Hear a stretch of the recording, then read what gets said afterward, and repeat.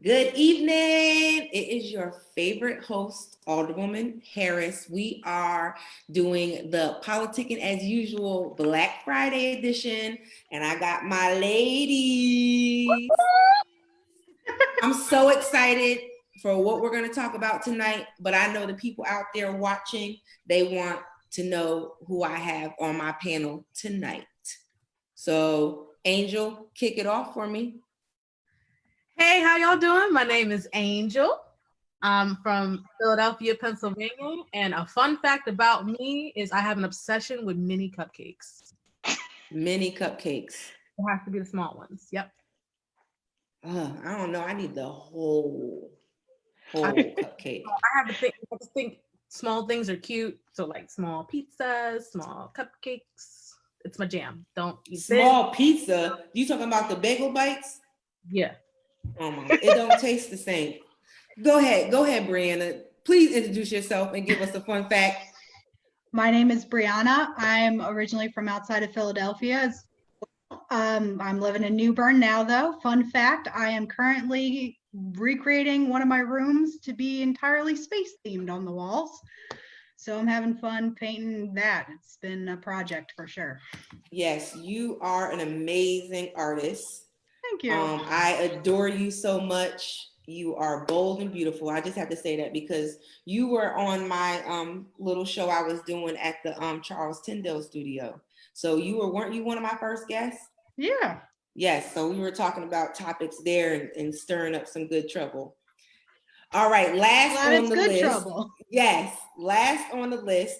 But Miss Yasmin, please introduce yourself and give us a fun fact. Hello, everybody. My name is Yasmin. I am originally from Brooklyn, New York. I live temporarily in New Bern. Right now, relocated to Alabama. Fun and you fact didn't about even me, say a word about that. I saw something on Facebook. I said, you moved?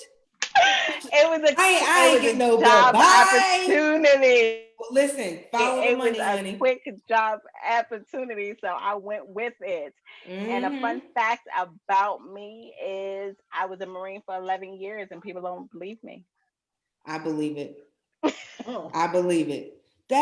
Listen, I'm so excited, and y'all already know me. I'm looking crazy tonight. I've been tired sleeping, and just y'all know it's a struggle. So bear with me, but we are gonna have a good conversation tonight. COVID's going on. We're in the house, and I just feel like this is a great opportunity using social media in a positive way. And I just felt like since women are going to determine this election, you understand? I think it's just right to have a conversation about how awesome we are. You know what I'm saying? So Tonight is all about the ladies and just the day-to-day things that we go through. And then I just kind of wanted to talk about relationships. I feel like sometimes women can have toxic friendships. And it's like, how do you deal with that? And I think that's a good conversation and kind of talking about body images and how we got to add Yasmin back.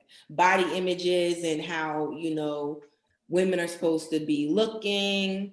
So I think we're going to have a great conversation. We're going to have 4 different perspectives, and I just want it to be a flowing conversation. But let's kick it off. I want to get your guys' definition on what you think a friendship entails. Like, what does friendship mean to you? Showing up as you are and being allowed to be you unapologetically. Mm-hmm. That and loyalty.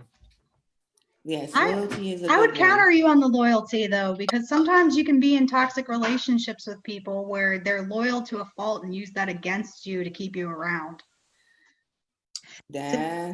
Actions, not words. Right. I say loyalty because the moment that you do something that is not truly in my best interest, or you're shady, or you're not really looking out for us as friends, trying to be up and up, you've lost. Like, you lose loyalty, we're not friends. Right. we got to understand sometimes we are so codependent on people that will fake loyalty just to have somebody in our corner. That goes with marriage, that goes with friendship. You know, men are married to us and they fake loyalty sometimes just because they alone don't want to be, you know. So loyalty is not, that would be my opinion, is not the definition to me of what friendship is. I'm talking about genuine. I'm not talking about fake. I'm not talking about flaky, flaccid people just, you know, two-faced. I'm talking about legitimate, genuine, like, I love you. I respect you enough to care about you and uphold our friendship. Like, just loyalty, not the fake, not the envious, like legitimate, what loyalty is supposed to be. How about that? I think the word you're looking for that would probably fit better is trust. You're looking to trust the person that you're around, that they're looking out for your best interests. Not that they're loyal to you, that you trust that they have you at the front and center of their world, just like you do them. I'll take it. Listen, I agree. I think friendship is, you know, I guess I would say situational, meaning like every friendship is going to be different. So I feel like that friendship, the definition of friendship could be different with each friend that you have because you establish your boundaries. And when you become friends, I feel like, you know, especially with females, we kind of have an understanding of different emotions, different things that we can go through. And so it's easier for us to kind of build a friendship with a female. I believe that it is because we have so much stuff in common. And so like for me, I just feel like, you know, the friendship, the definition of friendship is built on each relationship. So it could mean something different in each relationship. And I mean, that could sound weird, but I think that that's worked for me. I feel like I'm going to try to be what what you expect me to be based on how we built our friendship. Like, you know, I would expect if you're my friend, you're always going to have my best interest. You know what I'm saying? Like, and that you're genuinely there to be a friend. And, you know, you just build that relationship. But I also believe that how you were saying, Angel, about like the loyalty or, you know, the truth you were saying. Were you saying the truth, Brianna? Trust. Oh, trust. I feel like, you know, relationships could be toxic. I think Yasmin was putting on that, where you were saying that the fakeness. And I think maybe I could be wrong, but I think the majority of women will have a relationship like that with another female where it's kind of like just toxic. Like it's you're giving and you're not getting anything back. I mean, I've been in those type of relationships and it gets frustrating because you know that they're a good person, but it's just certain things that, you know, it's like, man, I can't deal with that anymore. And I don't want to feel like I'm judging them because I know that I'm not perfect.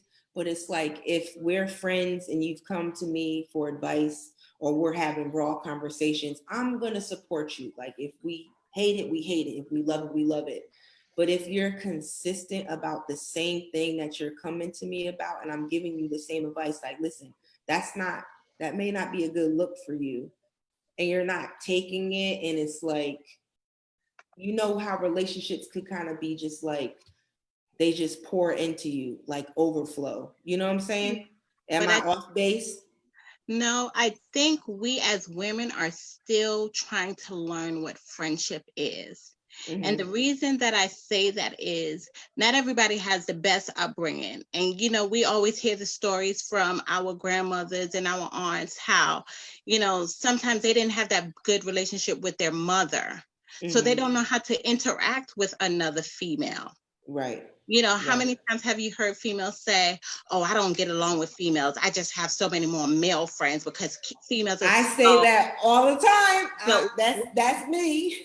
we still need to learn how to be friends with each other And we are getting better. I will say that, because you see a lot more posts about, I'm helping my sis fix her crown, and, don't be the one that always has to put it out there. But we are still learning how to accept ourselves and in turn accept friendship. Right. I agree. Do y'all have something to add to that? No, I agree. I mean, I'm kind of that person that, for one, I don't have a whole lot of friends. I have a lot of associates. I'm cordial, I'm friendly, outgoing, extroverted, whatever you want to call it. But at the end of the day, I have my very, very small circle. And that's just because I like to do things in private. Right. And tend to be, they can be anything. They could be like me. I like to think I'm pretty straightforward. I'm gonna tell you how it is. I'm gonna support you and pour love into you. And then you got ones that'll, like she said, with the fake, who will do that, root for you, and really are envious. And they're not really for you. Right. So, I mean, I think it just really depends. Like you said, every friendship has its different dynamics. And when you start to really, and I think intuition's a big thing that I know that's going to come up in this conversation, being able to get that gut feeling like, you know what, something just isn't right. Because like, I know I had a friend, we were super, super close, but I felt her whole energy shifted. And I could feel it. I can usually feel that off of people. That's just me personally. That'll determine whether I want to be bothered or not before you open your mouth. Right. Yourself, not to say I'm judgmental, but I'm just saying people give off auras. Right. And yes. That to me is more important than anything you got to say. Right. If you struggle, it's visible. If you doing well, it's visible. If you're jealous and full of yourself, it's visible. High ego, it's visible before you think about it. But yeah, I mean, I agree. Women are still learning themselves, right? Let alone trying to take on the task of learning another. And some people are not really in the mood, and those that try are just not around the right people, so they're not being received properly. Right. I think that comes into really, once you come into who you are, you'll be able to identify more about the type of people that you attract and the type of people you want around you to build you up. Or you can notice when someone's tearing you down because you know what you got going on. Right. So, I mean, I think friendship, another word we can put out there to tag the friendship, is it's layered. Yeah, it is. It's work. It takes active work, just like any other relationship, to be a friend. There's accountability in that as well. I don't just call you a friend just to call you a friend. Right. Right. I totally agree. I was talking. I'm sorry. I was asking. I'm jacking your name. Is it Brianna? Brianna. Good God, girl. I'm Brianna. Gorgeous. I'm gonna just call you gorgeous. Gorgeous. I'll take it. Do you have anything to add to that aspect? So my experience has been different than all of you. As a female on the autistic spectrum who didn't get diagnosed until her late 30s. And not late 30s, until her 30s. I'm an Aussie mom. Go ahead. I love you. I was super confused when it came to friendship in general and what that was supposed to look like. And coming from an abusive alcoholic home made it worse, because what I thought love was, the model that I was shown was so cemented in my head that it was really hard to get rid of it, because being autistic, you follow scripts because you're not really sure. You don't really have that. I like to describe it like watching a neurotypical person interact with a group of people. It's like they're in an automatic car. And for me, I can do it. And if you've ever seen me with my business before, I can get up there and I can put on a show, but it's like manual drive. Like, it's so exhausting because I'm like, it's like playing chess. It is so frustrating. That being said, I've always been friends with males, and the reason that is because they're simpler in their execution of social interaction, right? If I punch you, then we're friends tomorrow. Women have always been a lot more tricky. That being said, I don't think that there's a gender divide, but I do think that there is a huge cloud of destruction coming down from the way that our culture has been built. which is very much putting women into this submissive role where we have to defend the people who are oppressing us in the first place. And to do that, we have to attack each other, which is stupid, and I don't understand it.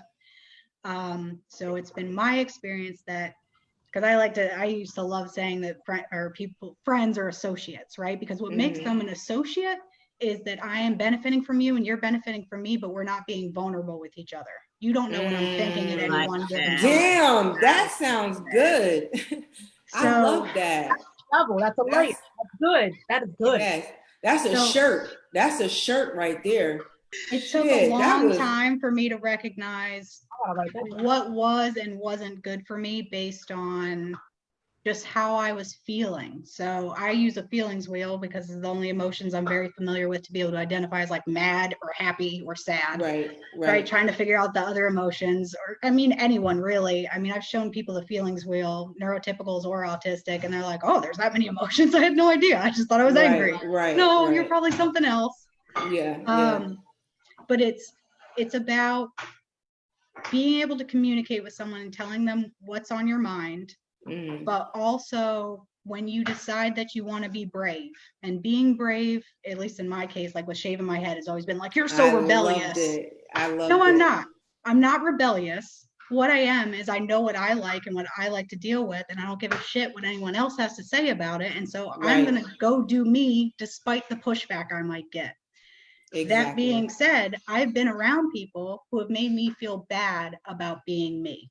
So much so that I had to come over to a friend's house to do this podcast because I was worried that I would look stupid talking about these topics, because I've been in situations where the dialogue is now ingrained in my head that no one cares what I have to say.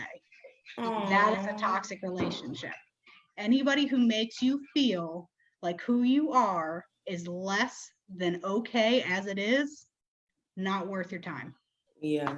Oh, well, I am so glad that you have joined us tonight, because to me, like I say all the time, I wear my heart on my sleeve and I'm an open book. Like, you guys know I'm an alderman, so my life is public anyways. Like, my address is listed. People know where I live. And it's just like, I just want to be real and have real conversations, because you don't know who's going to see this and how it may help them. Because like I said, we need to go on full lockdown with how these numbers is creeping back up in New Bern and stuff, Craven County. But I just feel like these conversations are good to have, because it's also like a cleansing. And it may not be like we've been in these situations. You may know someone that's been in these situations, and you can speak on that because you saw what was going on. You know what I'm saying? So like I said, I think it's good to have these conversations. So a question I want to ask is, you have your female relationship, best friend, and y'all been friends for a long time. Is it hard for you to handle when you go to them for advice and they don't tell you what you want to hear? Like, that they're not a yes person? Or are you the type of person where you need that friendship to be like, you're always right, like what you say is gold? How do you think it's supposed to, how do you feel in those situations? Like, are you A or are you B? To me, to have a true and honest friendship, you have to be willing to accept the good with the bad. If you just want a friend that's going to tell you yes, then that's not truly a friend to you, because then that person can't tell you the raw, honest truth that you need to hear. And sometimes you don't need to hear yes. Sometimes you need to hear, girl, you are messed up and that was not okay.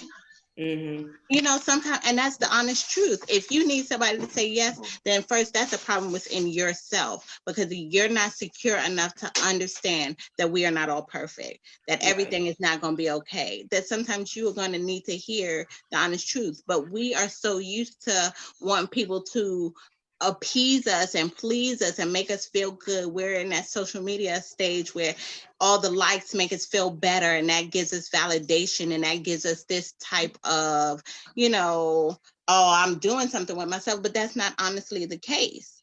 Because when you shut off that camera, who are you honestly? I don't need a friend that's gonna tell me yes. I need you to be like, girl, that was crazy. Right. I'm not about to get you out of jail because you're wilding. Right. No, Right. that was wrong. You shouldn't have did that. But Yeah. that, to me, that's a real friendship. If I want somebody to yes me, that's not a real friendship. My kid's gonna tell me yes all the time. I got kids for that. I don't need a friend for that. I need somebody on my level who's gonna tell me the truth. Right. Laura Lopez in the comments she said, we worry too much about validation. Now I want you guys to, you two to answer the question that she did or add to it. And then I want to talk about that, because that right there, that's on the money. That's why I love going live, because the people that watch it, they throw wrenches in there. You know what I'm saying? Throw you off your game, because that's a good one. So if you have something to add to what Yasmin was saying about the question, please do, because this is good to me. I want to agree with Yasmin. I'm trying to remember what the question was from the top. It was, can you take your best friend telling you the truth, or would you want a yes best friend? I need somebody to give it to me straight. Because if I dish it, I want it back. I don't give out something I can't receive. So I would love for us to be like, you know what, I'm here for you, I got you, but you know, no, we can't be doing that, or that's not good, or that's not this or that. You need checks and balances. Yeah. You're just gonna be out here living your best life, but it really could be better, but you a hot mess. And you need to check you. You got family, they'll say what they got to say, but some people got different dynamics with family. Right. And then you got, a spouse, but that's also a different side of you. Right. But girls, let me know. Is it crooked? Am I okay? Are we lopsided? What we got going on? Is he really cute, or am I drunk? Like, you need that. Right. You need that. And if she's like, yup, go ahead. Yup, send it. Go ahead. You got that. That's not a friend. Right. That's true. How are you supposed to grow? Right. How are you supposed to become a better, bigger, more version of you if you got people that's just trying to keep you right where you at, doing the same thing you was doing years ago, same people telling you to encourage the same behavior you was back in school if you known them that long. Right. If you known them that long. And, quite frankly, just to add to the whole best friend thing, I had a best friend and we were tight. We've known each other since we were in elementary school. And as adults, I don't even know we best friends anymore. I don't even know what's going on. I understand that friends come and go, and that's how my life is as a single mom, active duty. I got shit to do, so I'll get up with you when I can get back up with you. And I love those people that no matter where you at in life, you can pick back up where you left off. Yes, those friends that just don't get it, and they just need that attention right now. And they start getting mad when they hear the kids fussing in the background. You're like, no, girl, I'm here. They watching TV, they rowdy. What you need? And they're like, you know what? I'm gonna call you later. We'll call you back. Can we also talk about, because with the best friend thing, I think it is really hard as adults to maintain genuine friendships. And I think that ties into feeling obligated from knowing people for so many years that, oh my God, we've known each other for so long, so we still best friends, but really are so distant. You've grown apart, two different paths in life. You got married, had kids, you went to college, and you still trying to figure it out. You an adult now. I think it's interesting with the best friend dynamic. Like, what does that look like as an adult? Okay, that's the second question, because that's good. Go ahead. I want to know if Gorgeous has something else to add to that. Your thought. So I don't really care. To the first question. I don't really care whether they're a yes friend or a no friend, although a yes friend probably isn't sticking around long, just because I'll get bored. What matters to me is don't give me unsolicited advice. I didn't ask you. Oh, that's good. Because ultimately, I'm going to make whatever decision I want to make anyway. I'm really just asking you like a trusted board of advisees, right? So I don't care whether you say yes or no. I'm still gonna do what I'm gonna do. What I don't want to hear from you. A board, yo, we Who got you mad actually gems from her tonight. A board of advisees. Oh shit. Yeah, That's good to I don't, me. and you have to be careful with that because I've had relationships in the past where there's been abuse going on in my life, and I talked to them about it and asked what I should do, and their response was, well, their situation is also abusive, that's just what it is, be stronger. So Oh it's God. really hard to say, like, do you want a friend that's just going to tell you yes, or someone who's just going to tell you their opinion? And at the time, their opinion jived up with what I knew to be true. So I, stayed longer than I needed to stay. So my 2 cents is just do what you're going to do, and Right. don't give me advice that I didn't ask you for. Right. That's true. I like that your dynamic, Brianna, is you yes, and then you're like, but let me spin it real quick. And I love the altered perspective on that's like literally it don't matter at the end of the day. Like right. You got people that's gonna say whatever you want to hear, and you got people who are gonna say shit you don't want to hear. Right. So that's why it's always good to get a second opinion if you have that ability to do that. If you have, that many friends you can trust with certain things. So But even if you don't, look, when it comes down to it, even if you don't have any friends that you can trust, do you trust yourself? Because you're the only person who has to live with you. That's true. No one knows you better than you. Make the decisions for yourself. Right. That's true. True. So I already know what your answer is going to be, gorgeous. But do you think women worry a lot about validation? Yes, but I think that there's a huge emphasis on being perfect all the time. I debated for like 3 hours whether or not I should like put earrings on and a nice shirt and put on makeup, even though this is what I look like every day to anyone who sees me. Because I was worried that the validation, right, coming from the audience or whoever's going to watch this isn't going to take me seriously if I don't dress like that because of what I have to say. And then I thought about, well, there's going to be people who aren't going to take me seriously based on the way I'm dressed this way. So it's ultimately, again, a moot point. It doesn't matter how I look. Listen, I tell you, I come up here tore up. I come up here tore up because it ain't what I look like. It's the message that we trying to get out there. But that's not true. That's the worst part. It's the fact that, like, ideally in a utopia, that's true, but that's not true on the daily because, like, fuck. If I was a white dude with a shaved head right now, what is the first thing people are going to think of me when they look at me passing me down the street? It's definitely not going to be like enlightened artist. That is not going to be the fucking thing they're thinking. So that's the world we live in. Yeah. Who's cooking in the background? Elena. What's Elena cooking? What are you cooking, Elena? Oh, am I too noisy? No. I'm not going to say yes. How are you? How are you? What are you cooking? I'm gonna make my first pumpkin roll ever. I've never made one. So it's like with the little cream cheese in the middle? I'm gonna give it a try. Wait, do I get to eat this after this is over as like Tomorrow. a good job? Yeah. Okay. It has to, you gotta wait until tomorrow. Yeah, cook. it's for a thing. Tomorrow, you cooking it at 7:35 and you can't even taste it until tomorrow? I'll taste a little. Yeah. Okay. Oh we God, should have some tonight. You're right. Look, peer pressured right there. Thank you. Do you care about You're validation? welcome. Yes, we do. Thank you. She's gonna taste I'll it stop live. being so noisy. She's gonna taste it. You guys are great. Done. Thank Yeah. you. She was like, am I being too loud? I'm not gonna say yes, but what are you cooking? You're so sweet. Oh, listen, I have to ask you a question. Is that a picture of like Post-it notes? Or is it wooden blocks? It's a Salvador Dali. I don't know what that is, but It's an old artist. yes. Yeah, it's Okay. a tiger, but a lot of little different things in there too. Now I see the tiger. Shut up. Oh my God, listen.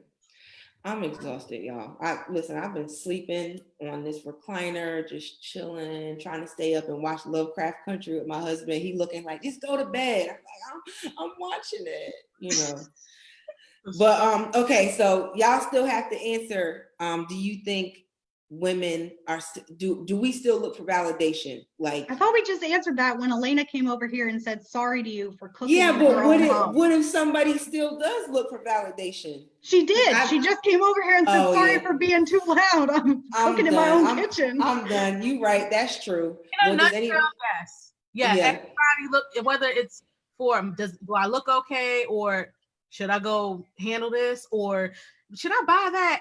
Everybody look for validation. Yeah. It's human nature. It's how we socialize. Yeah. It's a big component of what keeps a baby alive, is interacting with other humans. Of course, validation is going to be built into our social structure. Right. Well, do you think we would overcome that though, where we just get to a point as women is like, this is me, take me how I am, and that's what it is? Nope, never. Because that's what you did tonight. You told the audience, take me as I am. Overcome it in baby steps, yes, but the need for validation from other human beings as a whole being eradicated, no, because how would we ever advance as a species if we just got rid of validation? Like, that's what we need to thrive, to move forward. Right. That's true. It's just redirecting what we need to be validated about. Right. Okay. That's true. That's true. That's true. That's true. Because I know I'll say sometimes like, I don't care what they talking about, but then I go look at the comments and I'm like, I knew I shouldn't have came on here and saw what they were talking about. And then I'm like, I want to respond and be like, like I have to prove myself, but it's just like, you know what? Google me, bitch. You know what I'm saying? That's how I feel. Like, think about how good Google it feels when you get validated for sharing your opinion and it helps someone. So validation can go either way. That's true. But sometimes we use validation as our self-esteem. We don't have enough self-love, enough self-worth to say, yeah, I want to hear that validation. It's nice, but even if I don't get it, I'm secure enough in myself to be like, okay, so what? You don't like me. I am who I am. Mm-hmm. Yeah, because it could come off as like you're arrogant, like you could do no wrong that way. So I mean, I get that too. But moving on to what you were saying, Angel, what are best friends situations now? Like, can you, how are we maintaining? Because I got mad best friends. Like, I have my 4 best friends from New York, and then I have, 2 best friends in New Bern, and then I'm part of a sisters group, where in our thing we wake up, good morning, queens, how you doing? We put scriptures in there. And some days, especially what I've been going through, I need that. I need to wake up and see positive affirmations, from my sisters, it's needed. But I think, as old as I am for 35, it is really hard to maintain these relationships. Your best friends, my best friends from back home that I basically grew up with, you got 20 years on the books. You would want to think that you could pick up where you left off, but like if you haven't spoken for like 6 months and maybe your interaction is like, a like here or a like here, but it's like, I don't even know like what's going on in your life really, and like, you don't know what's going on in my life, but you want to, continue to know that, okay, that person is your best friend. Are we best friends still? So, I mean, how do you feel about that? I think sometimes we use the word best friend too openly. Mm-hmm. Me, I can honestly say I have maybe 3 best friends. One I've known for 20 years from high school. One I made in the Marine Corps, and one I made after. And those are the ones that I would consider best friends. Yes, I have friends. Yes, I have females who text me, good morning, queen, how you doing? And we do all that positive, reassurance and those positive affirmations. But to me, those are not my best friends. To me, how do I get in these like good morning queen groups? They sound great. We got you, girl. We're going to get you in. Well, we're going to start one tonight. We're going to start one tonight and on Facebook. There you go. There you go. We're going to start one tonight. But any other female that wants to join in, drop your name on the comments or tell us you want to be in it, and we'll make a Facebook group and we'll drop affirmations because that's what we need. Yeah, all of that. Yeah. It's going to be the same thing because I'm a copy and paste, but no, it's truly from the heart. Okay. But I'm gonna go on here and look for affirmations and act like, I wrote this and They're put trickle down anonymous. affirmations. It's a Yes. new plan. We're just trickling them down as they come. Yes. But no, for real, like, it's hard to maintain, these relationships. But I get what you're saying, Yasmin, about, being public about it. I get that because sometimes you could fall out, and then everybody's like, well, what happened to them? And then y'all rectify your situation, and then it's, so I feel you on that one. Does anybody else have anything to add in regards to do you think it, we're still maintaining best friend relationships like we would as if we were younger? I do. I You have do? plenty to say about this. Yeah, because I don't have a best friend. I think the idea is kind of silly, sort of. I think it's silly, like monogamy silly. But I Okay. like, yeah. I want to hear that. Well, Yes, that's the next topic. I've had lots of best friends over the years, and I had one therapist, and I wish I would have remembered exactly how she put it, but you have friends for a reason, a season, or something else, right? Like people who come through. Oh, she went gospel on you. And so that's kind of how my experience has been, is that people will come in and be vulnerable with you at different times when you need them, if you're brave enough to ask for help when you need it. And I think the idea of like trying to keep one best friend for 40 years, it's hard enough to keep a husband for 40 years, let alone trying to keep a best friend for 40 years. What the fuck is this shit? We have like a whole different life where we're probably not even close to each other. We have nothing. And the only reason we're maintaining this is because of how many years we have into this. This is even like a thing. So that's my thought, is like, it's better to have like, people in and out of your life and like go through friends like boyfriends until you find the one that you want to spend the rest of your life with, and maybe like grow old and have blue hair with, however you want to do that, if you guys choose to do that. But it's a commitment that you guys are making to each other. And then it doesn't become hard to maintain because you couldn't imagine life without the other person. Right. That's true. I like that. She said a whole lot right there. And I have to jump on that because I was getting ready to say that friends, they are like seasons. They come and go. They change. They blow you. The leaves fall the way they may, and they disappear, and you got a new set of leaves. That is how I would describe a part of my life when I was living in Japan. Like, I had a group of people, a little small group of people that by the time, like, I was going through a lot of different struggles and stuff like that, and they were like a miniature support system. But I looked up and I really needed somebody. Them they was out here partying and doing whatever they was doing, and my pregnant self was just sitting in the house depressed, and I really had nobody to lean on. And I had one friend that would come by and check on me, and she didn't have kids, she was single, living her best life, and now still keep in contact today, and she's a mama too, and she's married and all this other stuff. So it's like, I do believe that people do come and go in your life.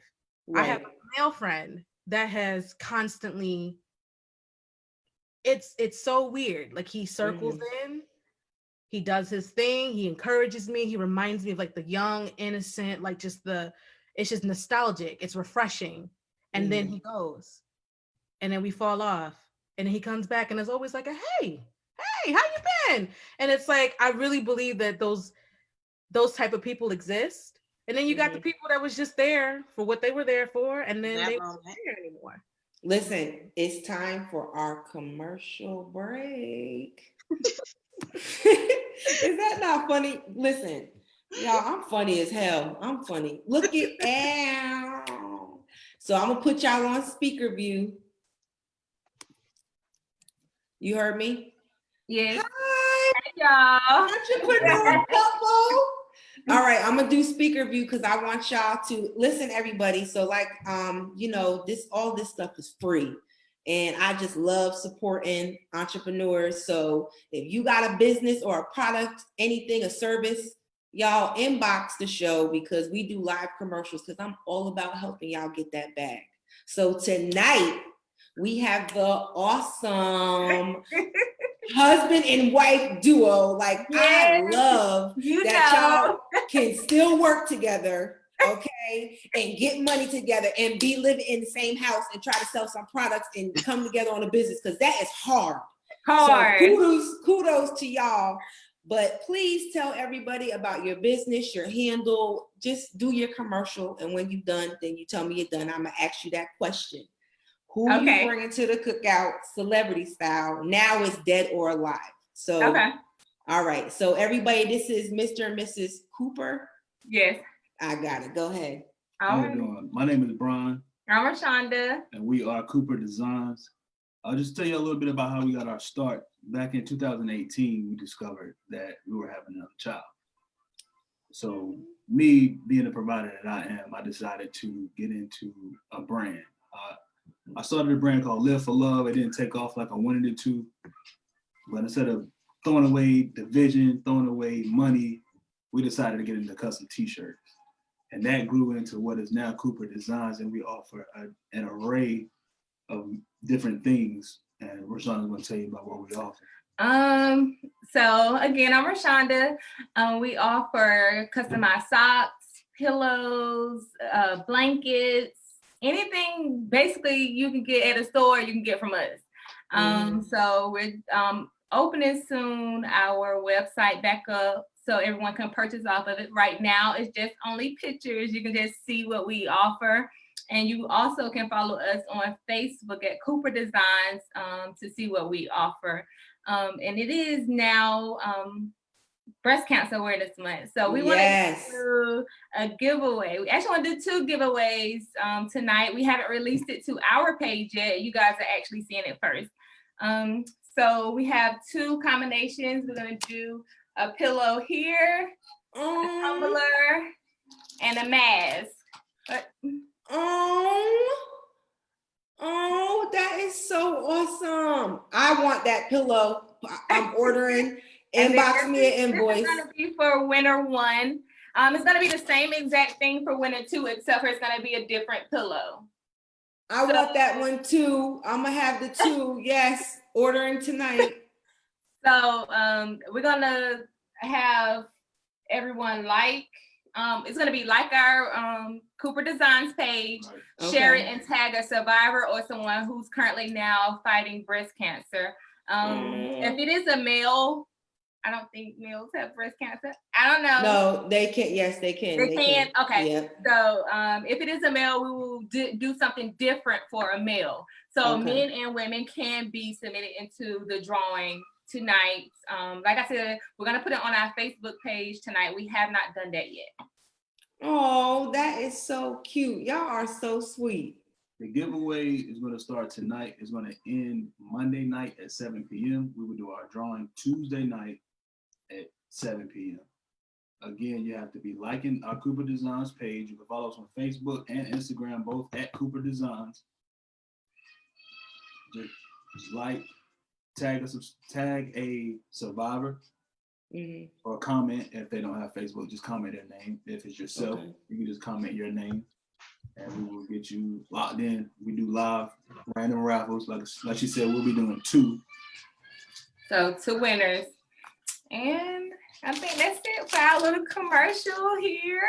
I'm so excited. That was awesome. Listen, all the viewers, because listen, these podcasts be getting like 2,000 views now. Praise the Lord. I'm trying to be on Joe Button Network, okay, with this little Politick'N. Yes, but please, part of our commercial, please, young people, get out and vote. It is imperative for us to vote. Please vote. That is something. Yes. I'm 29, my husband's 30, so we're into voting, and it's very imperative right now for us to get out and vote. Absolutely. Man, I'm about to cry. Y'all did this. Listen, don't try to get out of here because I need to know whenever the world open back up and we can have a cookout. Who is you bringing to the cookout, celebrity style, and why? Go first. I thought about Cardi B, but Cardi B been going off a little lately. So I may have to bring Beyonce with me to the cookout or never mind on that answer, okay? Because no, we can't handle all of that. I don't know about that. She might not like the food that we got there. She a little bougie. But I'm gonna bring LeBron then. LeBron is who I want to bring. Okay. Hey, yes. Okay, who you bringing, Brian? I'm gonna bring my man J. Cole. You know what? That's why I knew I liked y'all. Okay. Did you listen? Preach, King. Oh my God! Listen, did y'all go to the Dream Fest? No, we didn't. Oh, bye. And I'm kicking you out right What? now. Yes, me and my husband went, and that week, listen, he had got regular tickets, and I love them. But tax time came around, and I was like, let's bump up to VIP. So we got the VIP, like it was like, oh my God, everything was way better. People was getting their haircuts, they was getting massages, they was getting tattoos maybe. I mean, it was like different vendors and stuff. The food, it was so dope. And then you were closer to the stage. I was like maybe you would say 10 rows back. It was dope. It was dope. I wish COVID. A live concert though. Elizabeth City You have? He did a Viking Fest out there. Crazy. Wow. Yo, yes, especially when he be doing that one song. Yes, and he remembers everything. The one, I think it's with what is it with something, what's his name? Savage? What's his name? I'm getting old. What is it? 21 Savage. Is it? Yeah, yes, a lot where he keeps going. Oh, I have that recorded. Like he does it in one breath. Like, get out of here. Listen, y'all, I love y'all. So listen, you heard what they said. Follow them on their Instagram and Facebook. Don't be asking for no damn discount. Okay? Support business. Christmas is coming up. Thanksgiving, you know what I'm saying? Support the business. Coronavirus is out here. Everybody we know you got some extra money. Stop buying them little whatever you can't wear outside. Okay? Stop buying them clothes you can't go outside. Support them. Okay, because I'm getting them 2 pillows. What's that? There's customs on Facebook, my man. Okay. Anything you need as far as shoes, cleats, customized, fully customized. Really? Painted. Go check him out on Facebook. He's got it on lock. And look at that. Look at that. They didn't come on here and just promote themselves. They brought a friend. That's what I'm talking. That's how you do a commercial, okay? Listen, I really appreciate y'all. I'm gonna go ahead and kick you out. Thank you guys for having us. Make sure you share this on your page and tell everybody to listen. You already know. See y'all later. Right. Bye. Bye. Okay. Isn't that so fun, y'all? I want that tumbler. That thing was cute. Yes. I had just got a tumbler made. I put I'm a survivor on it, and then I put the picture of John Lewis on there. So I thought that was dope. They like do really customize it, whatever. But I don't never drink out of them. Is that stupid? Do you know how many damn tumblers I have?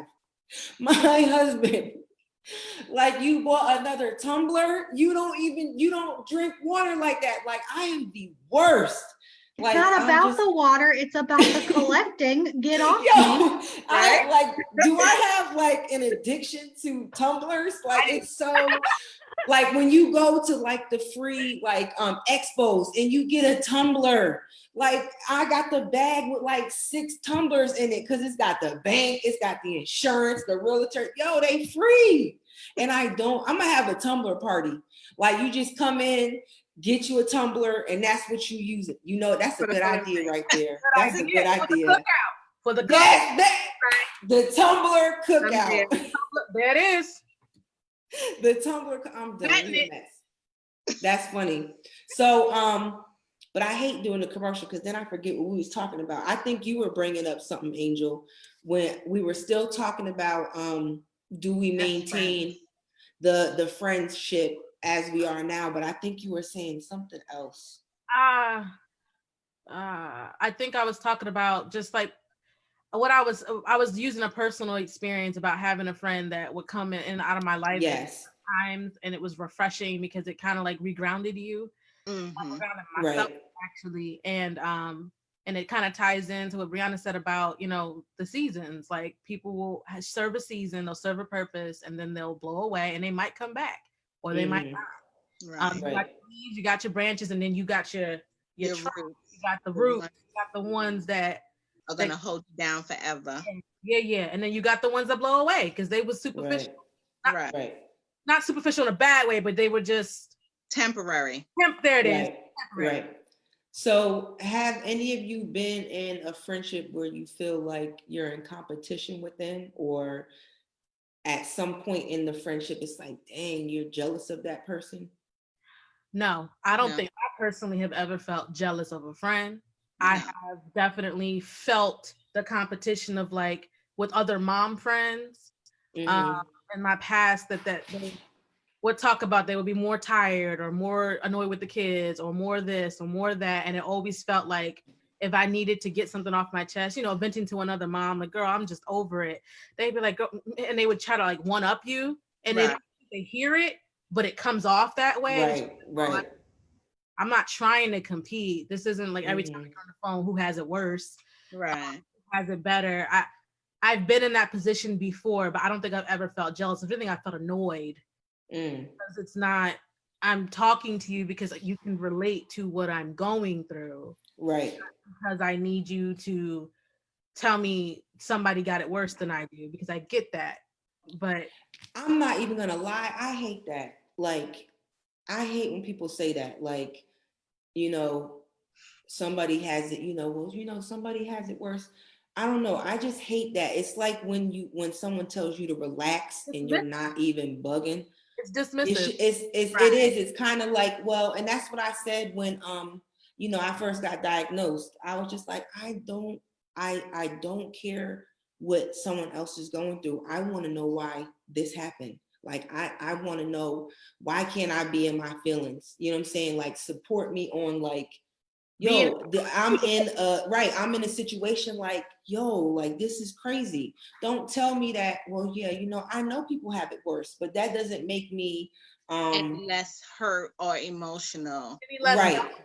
It doesn't make Right. it valid in you feeling how you feel. I'm still Right. upset because it's me. Right. And it's not you. And maybe Right. it was you, but now it's me and I'm not okay with it. So I should Right. not be okay with that and let that reflect however it needs to, without you telling me, I mean, you'll be all right. I shouldn't have to accept that, even though I may already know that. Let me have my Vent. space to do Right. that. That's Right. Let for me me. have my vent session, Right. and that's okay. If you don't want to hear it, that's fine. But still give me space. So I love that, because it makes me think about the relationship that I have with one of my best friends, where you go through something and it's on you and you just got to get it out, right? Just so that you can move on. And I'll call her and she'll, after I'm done, either crying, screaming, doing both, cussing, because I'm a cussing Christian, judge your mama. God still loves me and he's still working on me, obviously. She'll be like, do you want me to say what you want to hear, or do you want the truth? And I'm like, give me what I want to hear, but then tell me what the truth is. So you got to tell me both, and But then it's like, because I like people that ask that, though. I think that's Yeah. important. Even Yeah. before you're venting, do you have a second? I need to unload. Can I do that right now? Do you want that? Because we don't really pay.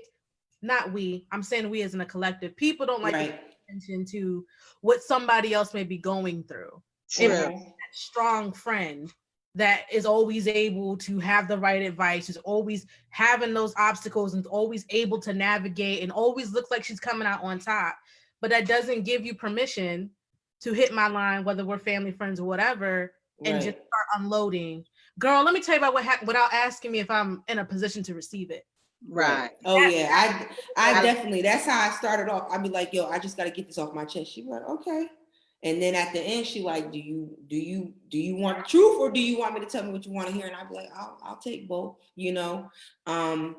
And I think that, I mean, it is. And like, even with like, when I get harassed on Facebook and I see it and I got my whole 18-page letter typed out, I send it to her. I'm like, did I miss anything? Should I do it? And she was just like, she'll be like, sleep on it.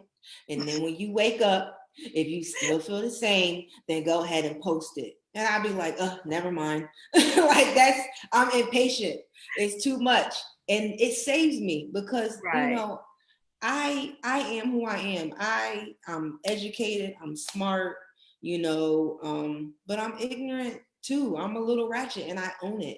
And I just feel like sometimes I want to get low with these people that have so much to say. It's like, yo, I just want to go off on you, but I can't. And, you know, this person keeps me grounded, and, you know, she makes me realize like it's not even worth it, you know. And I think in this day and age, it's good to have friends like that are going to be thoroughbred. And, you know, one thing that is good with us is because we come from the same atmosphere. Like, we're both from New York. You know what I'm saying? So, you know, we New Yorkers say, you know, it's different. You know, we're a little different. You know, I love North Carolina, but I just think that interaction, it's like some things are just known. But then am I the same friend back? You know, like, do you feel in a relationship that if someone is giving you this type, like they're giving you who you are, who they are, do you think you have to return it the same way that they give it to you? We can't be like that all the time, because sometimes you have to meet people where they are. You can't expect yourself from someone else. Nobody's going to be like you. You, like me, I'm an empath. I'm a feeler. My friends are going to call me and vent. And sometimes the person that always vents to me is not strong enough to take my vent. So I can't expect her to be the type of friend that I am. I have to be able to meet her where she is for that type of friendship. Because like you say, friendships are different. My husband said the loudest boos come from the cheapest seats. I get what he's saying. He's a mess. That's my number one supporter. So going back to what you guys were talking about earlier, about people trying to one up you. So it took me a while to realize that that was another form of gaslighting. I don't know if you guys know what gaslighting is, but like that's where they try to distort your perception of what reality is to you, which is super harmful to like your own sense of self and place in the world. So if somebody's trying to compete with you over who has it worse, it's toxic. Where there's the whole conversation is toxic. Get rid of them. Red flag. Goodbye. I don't need you. I create space. I understand that some people are not, again, that empath thing. I'm that as well. I feel like I have to be in a space to where, you know what, yeah, I got you. And today, you know what, I can't hold you up right now because I feel like I'm already in a mood and I take on too much already. Right. What you taking on, because I'm gonna be mad because your situation made me mad. And then that goes with my friend. You know, the one that vents and I feel like I'm trying to get it off my chest, and it's like, and it's always like, you know what, you should do this, or you know what, you should do that, or you know what, I had this going on today, I had that going on today, and some days I just don't answer my phone because I know I don't want to hear it, and I'm like that, but then I feel bad, and then I answer it. Don't feel bad, because it's all about balance, right? So you teach people how to treat you.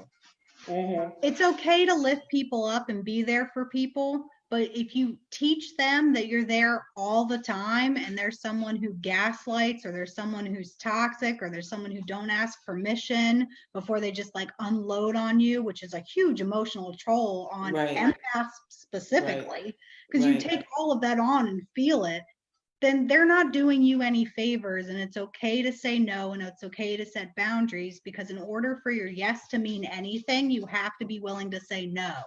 Right. And no is hard. No is such a hard thing to say.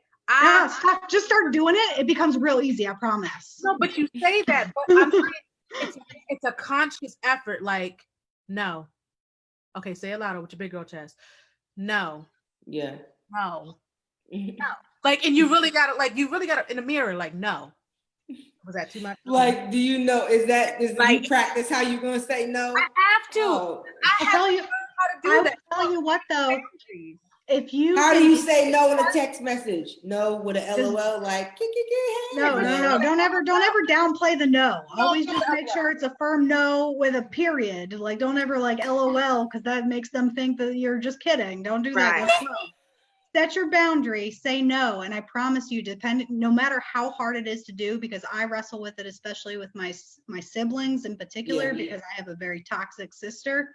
And I want to Yeah. be there for her. I'm the big sister. I want to be able to say yes and be there all the time, because that was what I was taught my role was as the older sibling was to be. Right. But sometimes I have to just say no, because if I don't, she's going to take advantage of me. She's going to, plow my self-esteem into the rug just to make herself feel better. And am I getting anything out of that?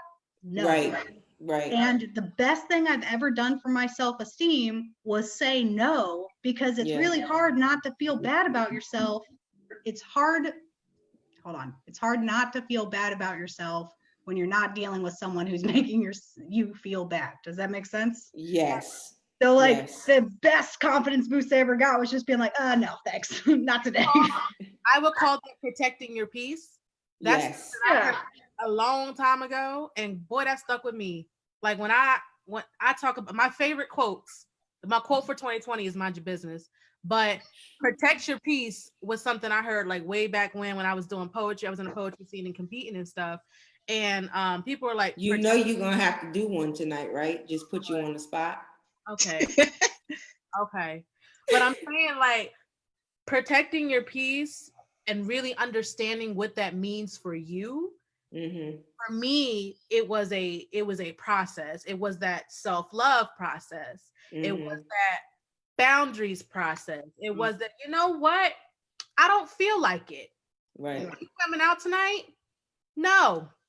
It was that for me. And like really feeling good about it, feeling relief. Right. Like I can go home, put on the fuzzy socks, some booty shorts, and an oversized sweatshirt and mind my business. And that to me was like, oh, this is good. This feels good. Mm-hmm. And I don't, and at the same time, like you said, feeling bad about it, knowing where you're at, it kind of goes back to that giving. You said, I believe earlier you were talking about pouring from a cup. I'm gonna speak on that whole, you can't give nobody from a cup that don't got That's anything. empty. That's empty. Mhm. So you should be giving from your overflow. That thing Mhm. needs to be poureth over. That's Right. what you give others. You can't be parched talking about some, do you want some water? It don't work Mhm. like that. Right. So if you're not taking care of this and making sure this, because this is one of the hardest things to get right.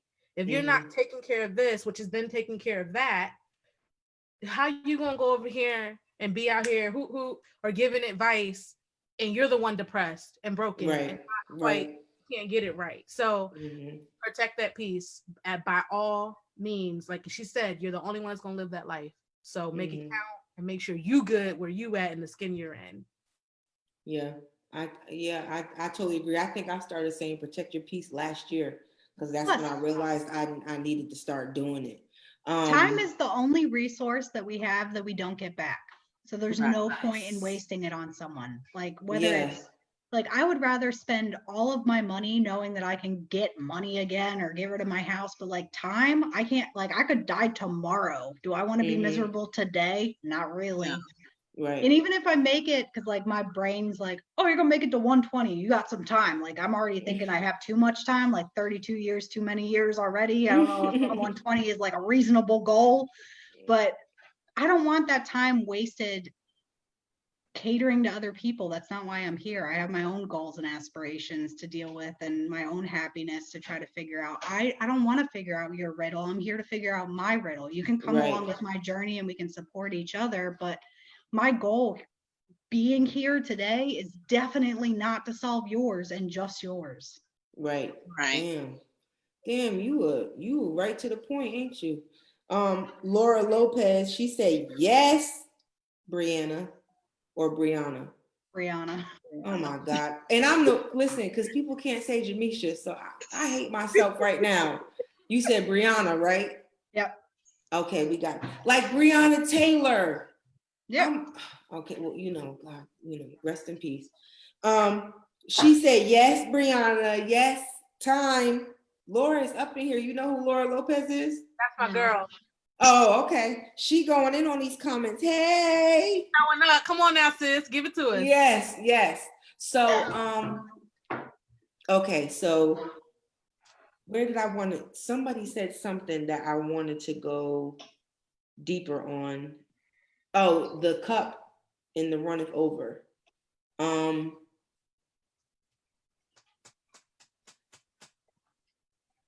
Dang. I'm trying to figure out how. That's okay. I'm pretty sure that's going to come back into play in many of the things we're going to cover. Yeah, I think it's about balance, and so like how do you know when to let that friendship go? Like you're just tired of pouring in That part. and The time. It's the time. But what takes you what will take you to being tired? Is it like that person's not motivated, or they're not really doing nothing with themselves, they're not adding to your life anymore? Like what's the straw that's going to break the camel's back for you to say, okay, this is not a good relationship, like this is toxic? I think that's different for everyone. And Like everything. Like I think, she get on my nerves because she gossiped too much. And then this one over here, I actually don't like your attitude. You're so negative. Or, you know what? I just think you're childish. And I don't think that this relationship is just for us anymore. And I don't think I'm growing. I don't think that you're trying. Like, I just think there's so many different ways that you can just be over it. And I think that when you're fed up, or when what? If she drift, I ain't gonna catch her. Like it's just gonna be right. To answer that, I think it just depends on the friend. I think it depends on where you're at and your ability to tolerate it. Right. I don't want to say toleration, but if you're just not in the, like, you just don't want to be associated with it or whatever, that comes with that too. It's just where you're at, where they're at. Do you feel like it?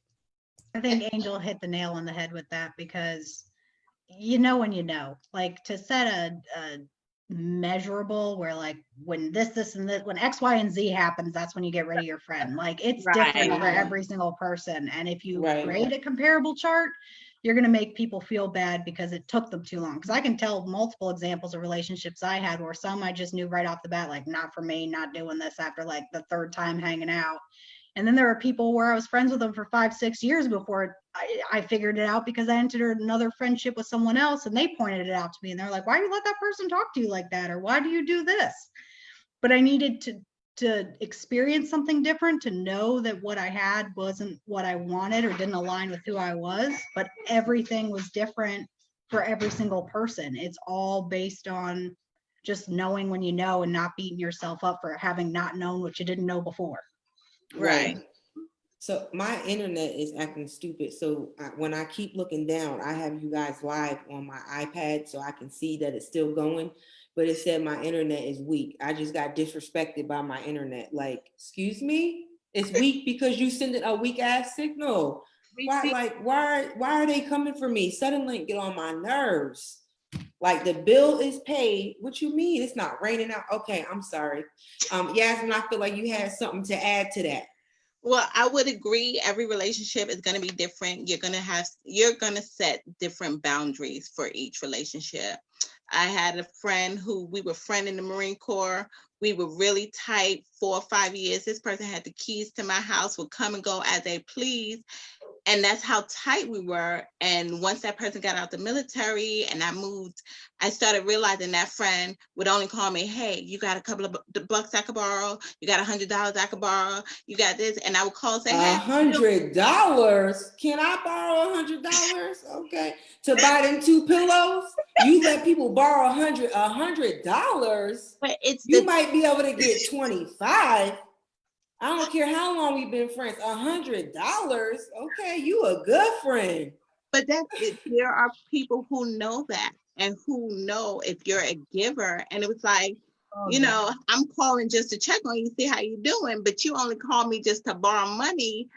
This is not, a balanced friendship for me anymore. So I realized that this is not what I want. So when that person started calling me all the time and I knew they didn't want nothing but money, I stopped answering the phone. And that's what, let them know, okay, this friendship has run its course. So every relationship is going to be different. Every friendship is going to be different. Everything is going to be different. There's no, I need to make sure these 3 checks are done before I can say, okay, we can't be friends anymore. Right. Okay. I feel you. I feel you.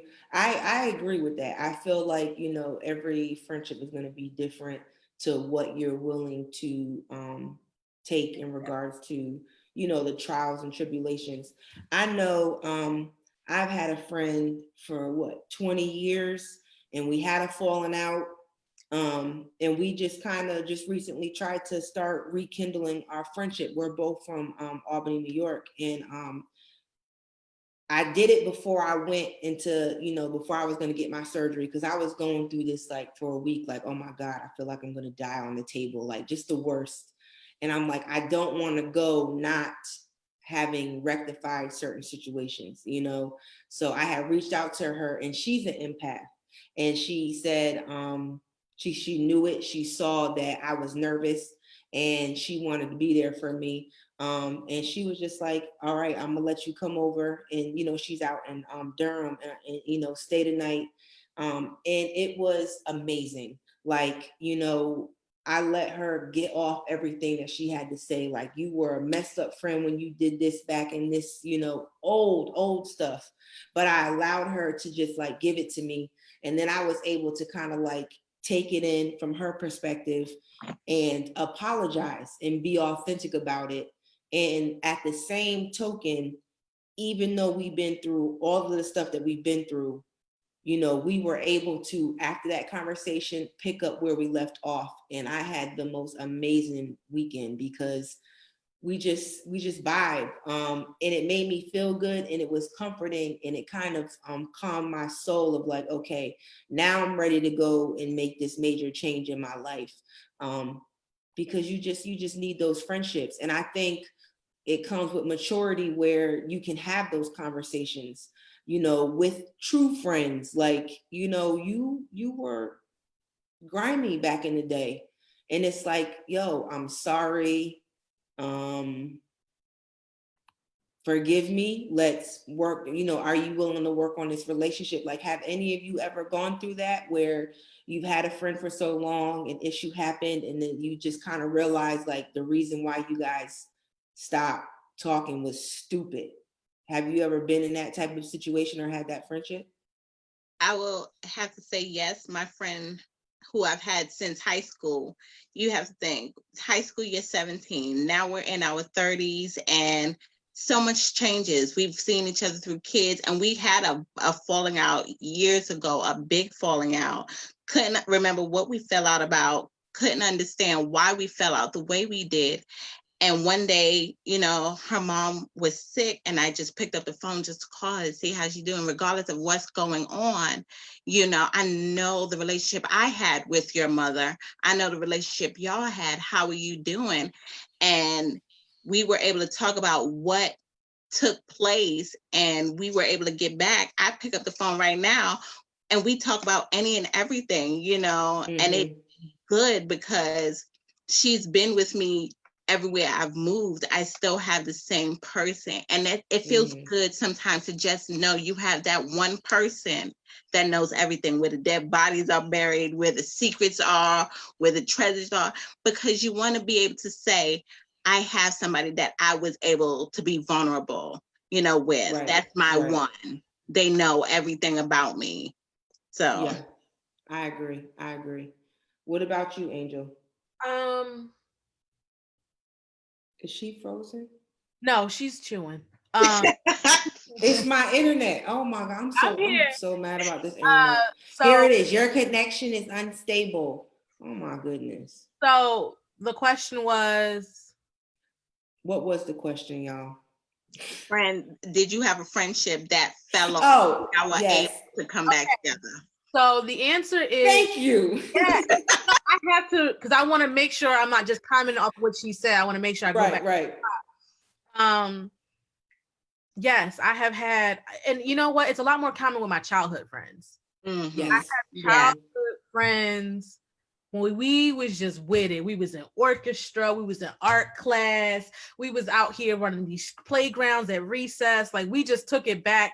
High school, we went a little bit differently. You know, one went to choir, I went here, the other one was in photography. Like, everybody was doing their own thing, right?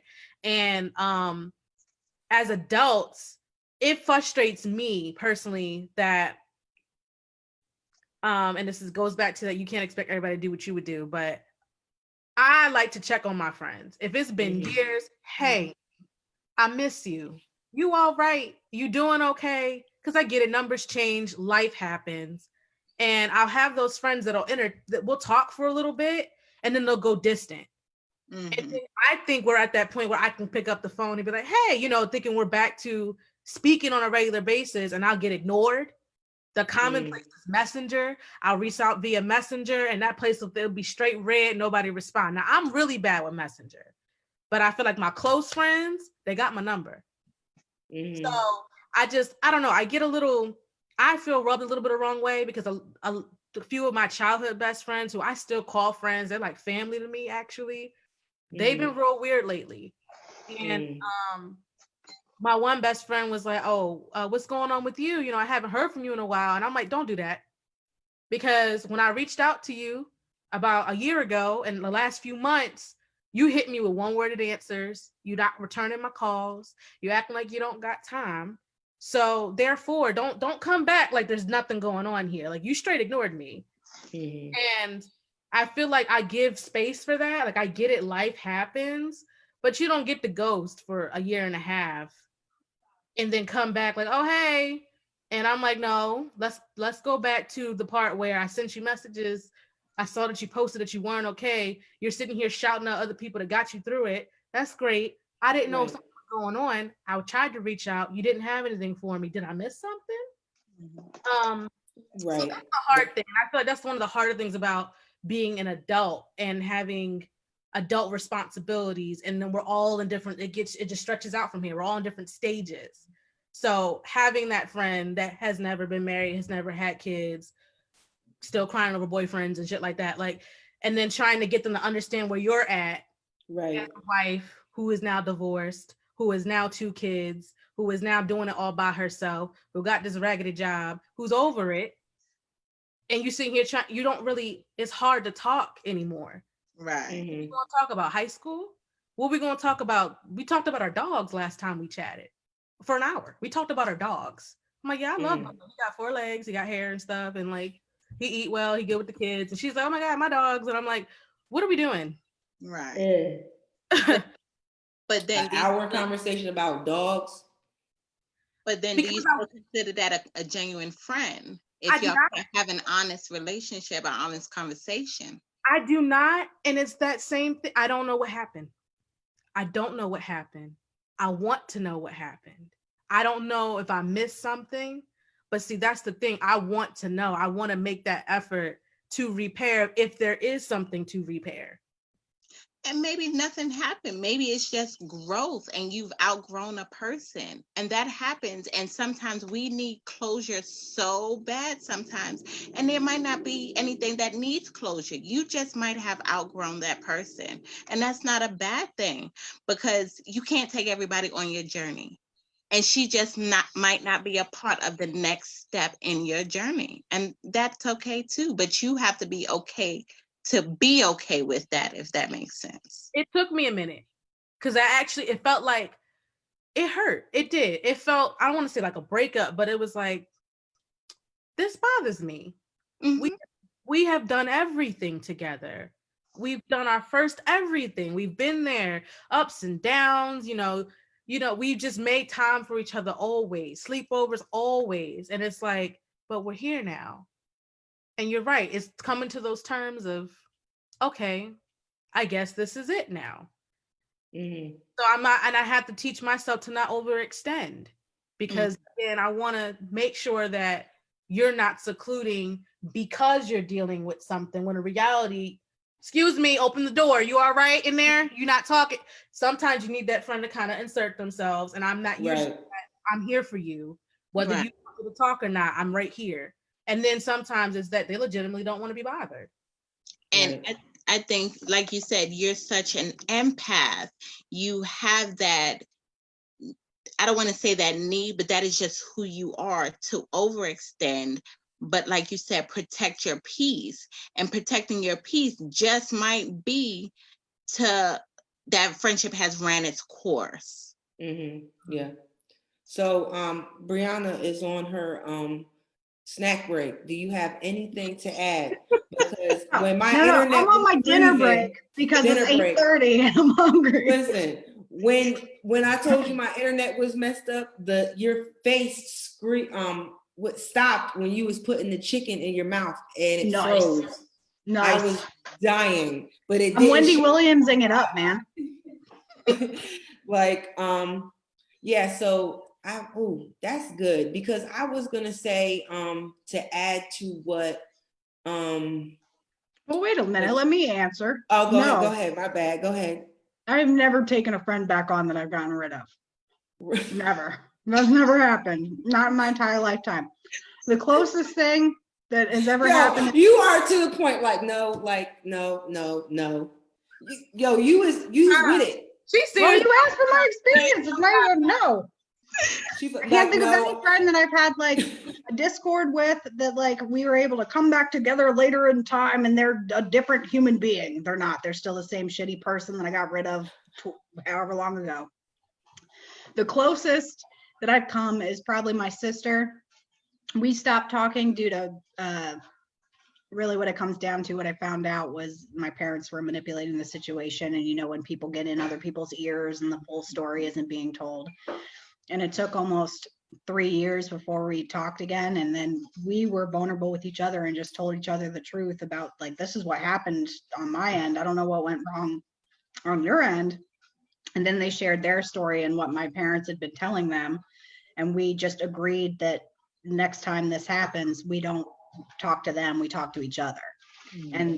And that I feel like was a different situation than any of the friends that I've had to write off, because it wasn't due to a communication breakdown that we had or toxic personality or behaviors that were happening. It was because we were letting someone else that we trusted in a family situation Manipulate the situation. So, but no, I've never asked. I will say I do fantasize about having some of the friends that I got rid of back, because I miss them and what they brought to the table. Some of my more creative friends I miss having around, because it's hard to be a creative, as I'm sure you know, Angel, and not have anyone creative to talk to about it, because the thought process is so different than anything else that most people would talk about. That when you start talking about how, like, you know, I saw this cloud the other day and it reminded me of the dog, and then I decided to put it in a song, and then I decided that this beat from this other thing, and they're like, what the fuck are you talking about? And you're just like, you know, the creative process. Yeah. So I will say that I do unhealthily fantasize about relationships that I've had that I wish didn't go the way they did. But I mean, I've come across people I've gotten rid of, even, you know, here in town, and like, there hasn't been a part of me that, like, even when I interacted with them friendly, been like, yeah, I wish you were back in my life. No, because I mean, there's a reason why I got rid of them in the first place, or we separated ways. Because I mean, I don't look at old boyfriends and go, oh man, I wish I should have kept you. I don't. That doesn't happen either. Because when you know, you know. You know what I mean? That's hilarious. I mean, but I've been. Oh, I was about to say, I've been in that situation though, where it's like I see the person, or we're in the same groups, and it's like, should I just be nice? You know, it's like, I cannot stand it. But I try to be kindness, man. Yeah, I do, and it's hard for me. It's hard for me because I want to be petty. That's where the ratchet come in. Stop saying ratchet. You well-rounded. Yeah, I am well-rounded. Okay, true. Oh, you know where your pettiness actually comes from? Go ahead. And I don't know you. I'm just gonna tell you what my gut feeling. Unresolved issues from not saying that shit to their face when you could. Yeah. Mm-hmm. That is true. That's the only time I have ever felt that way, is because I never got a chance to speak my piece to their face. Because once you do, you don't give a shit anymore, because they know what you think. But those people who cut you off and don't give you a chance to say your shit, I get it. It's hard. It's like, I'm just gonna go somewhere else. I'm gonna go to another bar. There's other places I can drink. I don't have to be here, because if I have 2 drinks, I'm gonna be saying that shit now, and now is the time. I agree that, I mean, that's true. That's true. Because I gotta be careful. I don't want to be on nobody's clip, nobody YouTube, I gotta keep, I gotta be professional, so No, you but don't. Don't buy sometimes into that shit, because I bought into that shit when I was doing my business. Don't do it. You're asking to burn yourself out. I'm telling you. I did it. There's a reason I've been gone for so long. listen, if somebody in the comments needs advice, okay, leave the comment and we got you, because listen, we gonna go right to Gorgeous and she gonna tell you, just nope, live your life. Like, All she eats mango habanero wings without fucking breaking a sweat.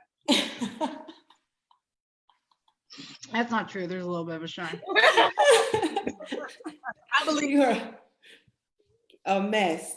So let's get into like talking about women in society and our so-called rules in society of like what we're supposed to be doing.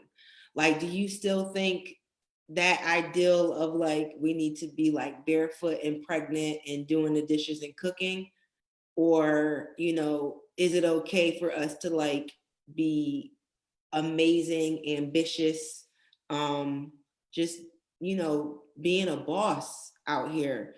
Like, do you still think society has that viewpoint on women, or do you think they have kind of graduated to a level of like, give us our respect because we bring something to the table?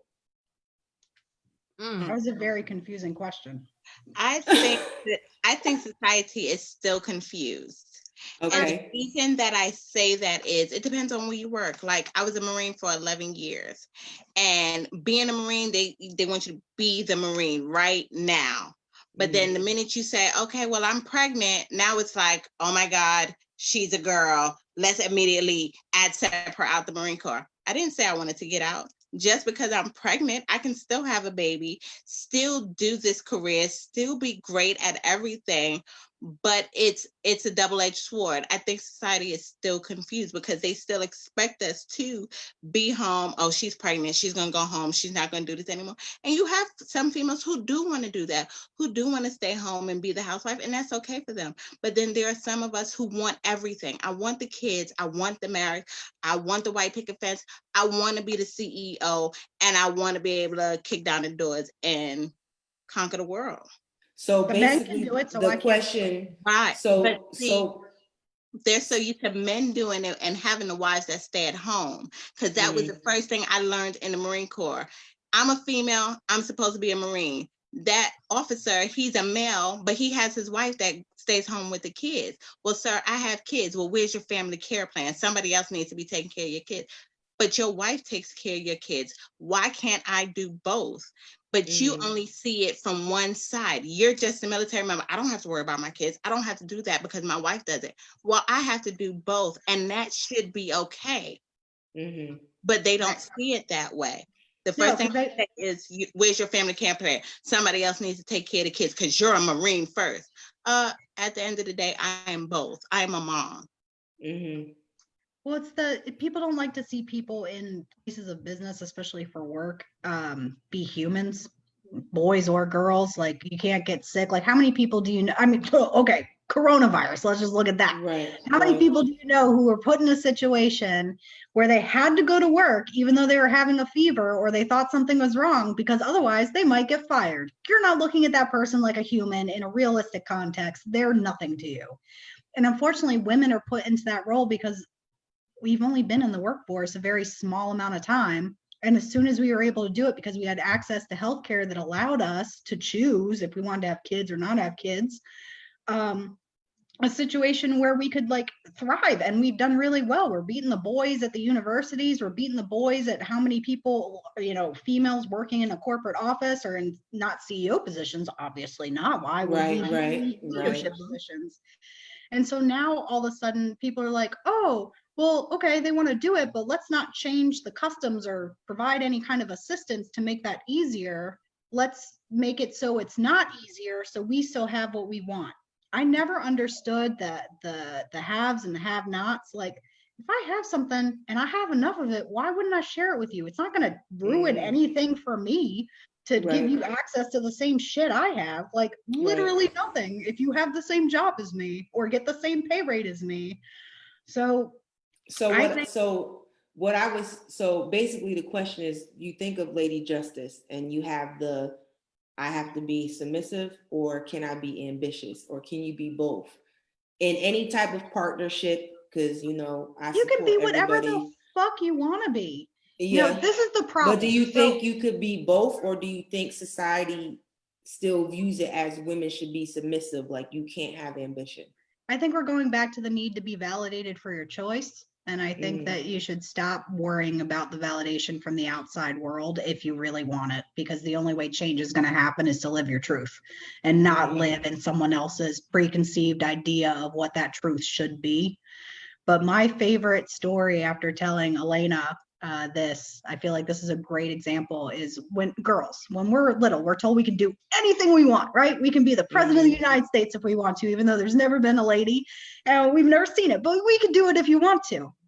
So I realized that this was a lie when I was like in fourth grade. So I was raised Catholic and I had to go to CCD and stuff. And you get all your sacraments and whatever. And I wanted to be an altar boy so bad that I would like practice how to do mass and stuff, like give out the Eucharist, like with all my teddy bears and shit and my sisters. And I would like, yeah, I'm going to be a priest when I get older. And then I was told that I couldn't be a priest or an altar boy because I was a girl.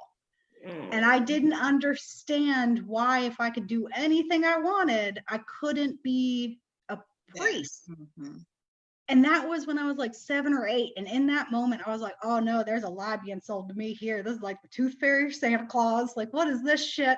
So what can I actually do? Santa Claus is real. The Tooth Fairy is real. Just in case we don't want to get shut down by the parents. It's like I'm pretty sure the parents would have shut us down for the language sooner than the Tooth Fairy and Santa Claus slip. We are having real conversations with real people, and hey, if you don't like it, just hit the view button, but then shut us down so the views go up. You know what I'm saying? But yeah, think about it. When was the first time you guys realized that you weren't going to be able to do the same stuff that like your brothers or your friends who were boys could do? Like that was the thing that got me, was realizing that like I couldn't do the things that like I wanted to do or I saw my peers doing, because I didn't know that I was different than the boys at that age. I think when my mom told me I couldn't do something that my brother could do, you can't do that. That Ron can do that. You can't do that. He's a boy. You're a girl. And I'd be like, okay. I think it was when I was little too. So I get that. So did anybody else have anything to add on that? Because you was doing a whole praise dance. Because where I can't really say too much because I still work for the motherfuckers, but Yasmin, yes. Okay. You know what? I'm gonna say it because I don't care anymore. There is a culture, and every culture has a subculture. Yeah. And I think it's all what's already embedded. Women were always that second class citizen. Women of color, don't even get me started on that, but we got an attitude about how we're treated still to this present day, having to work twice as hard to be just as good. And don't even get me started doing a man's job and doing it better than a man can. But when I got to go sit down and have me a baby and then get back up and put myself back together again, I'm still running circles around a man that still never had a baby. It's that constant, oh, well, I mean, now it's just you're a female, or now, it's because you had a break, because you took 9 months off or 6 months off to go and you didn't have to run this and run that. So now you were able to book her. Don't you That's go what I'm talking about. Is that is he says your dog? Yeah, because I'm trying to keep an eye. I know he got to go out. You just went off on Booker. No, I called his name, but I'm saying so I just want to say Yasmin said a lot of things that I can't, but I agree, because that is the culture that I came up in. Growing up at home, no, honestly, I don't think I had that experience where I was told that I couldn't do something that I saw somebody else do. My mother was graduated valedictorian right out of North Philly. My dad was an active duty Marine, got out. He had a GED, went to the Marine Corps, was the best goddamn sergeant they ever had. And then I joined the Marine Corps, and I'm where I'm at right now. And I'm very headstrong, and I still have things I want to do. And I actually feel like the Marine Corps is in my way. So there's just that. I believe it's where you're at and where you want to be, and how bad do you want it? See, I wanted to be on Broadway. But it's not fair that, like, for example, being in the Marine Corps, so I was never in the military, but I do know that as a female being in the Marine Corps and having spoken to other male Marines in the Marine Corps, that the subculture and the stuff that you guys have to deal with, like the fact that female Marines on Jacksonville are called walking mattresses just behind your bed, like, that's crazy. What the hell is that? Like, I don't understand why that's a thing or something that you have to deal with at all, period. Like, nobody else is doing anything like that, and that's the culture that you go into and have to deal with while kicking ass and beating the boys and having to, you know, getting pregnant and doing.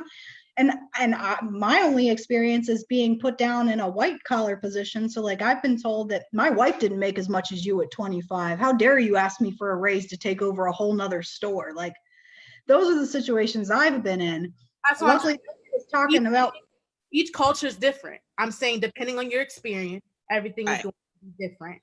So depending on, like, for example, military life, the things that we go through, I don't want to say is more harder than some things that other people go through, but it ain't easy.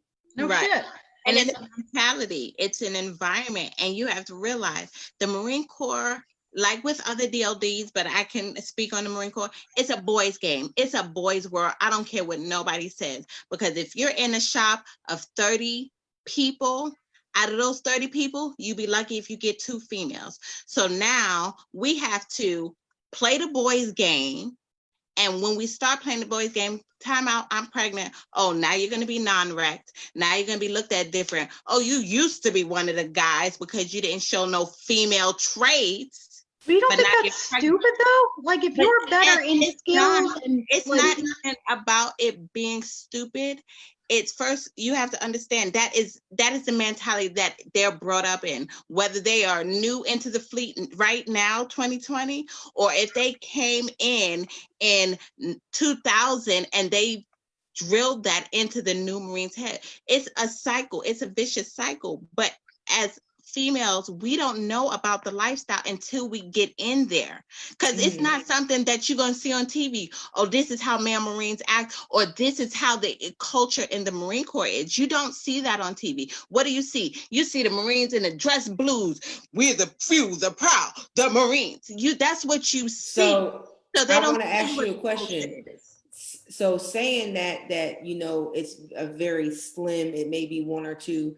Going back to relationships, do you see where you guys as the females come together to kind of have that support, or are we in competition because we want the guys to accept us, so I don't want to have any type of emotional or female tendency?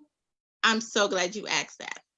I had an experience in the Can't wait. and I know you've experienced this too, being in the Marine Corps.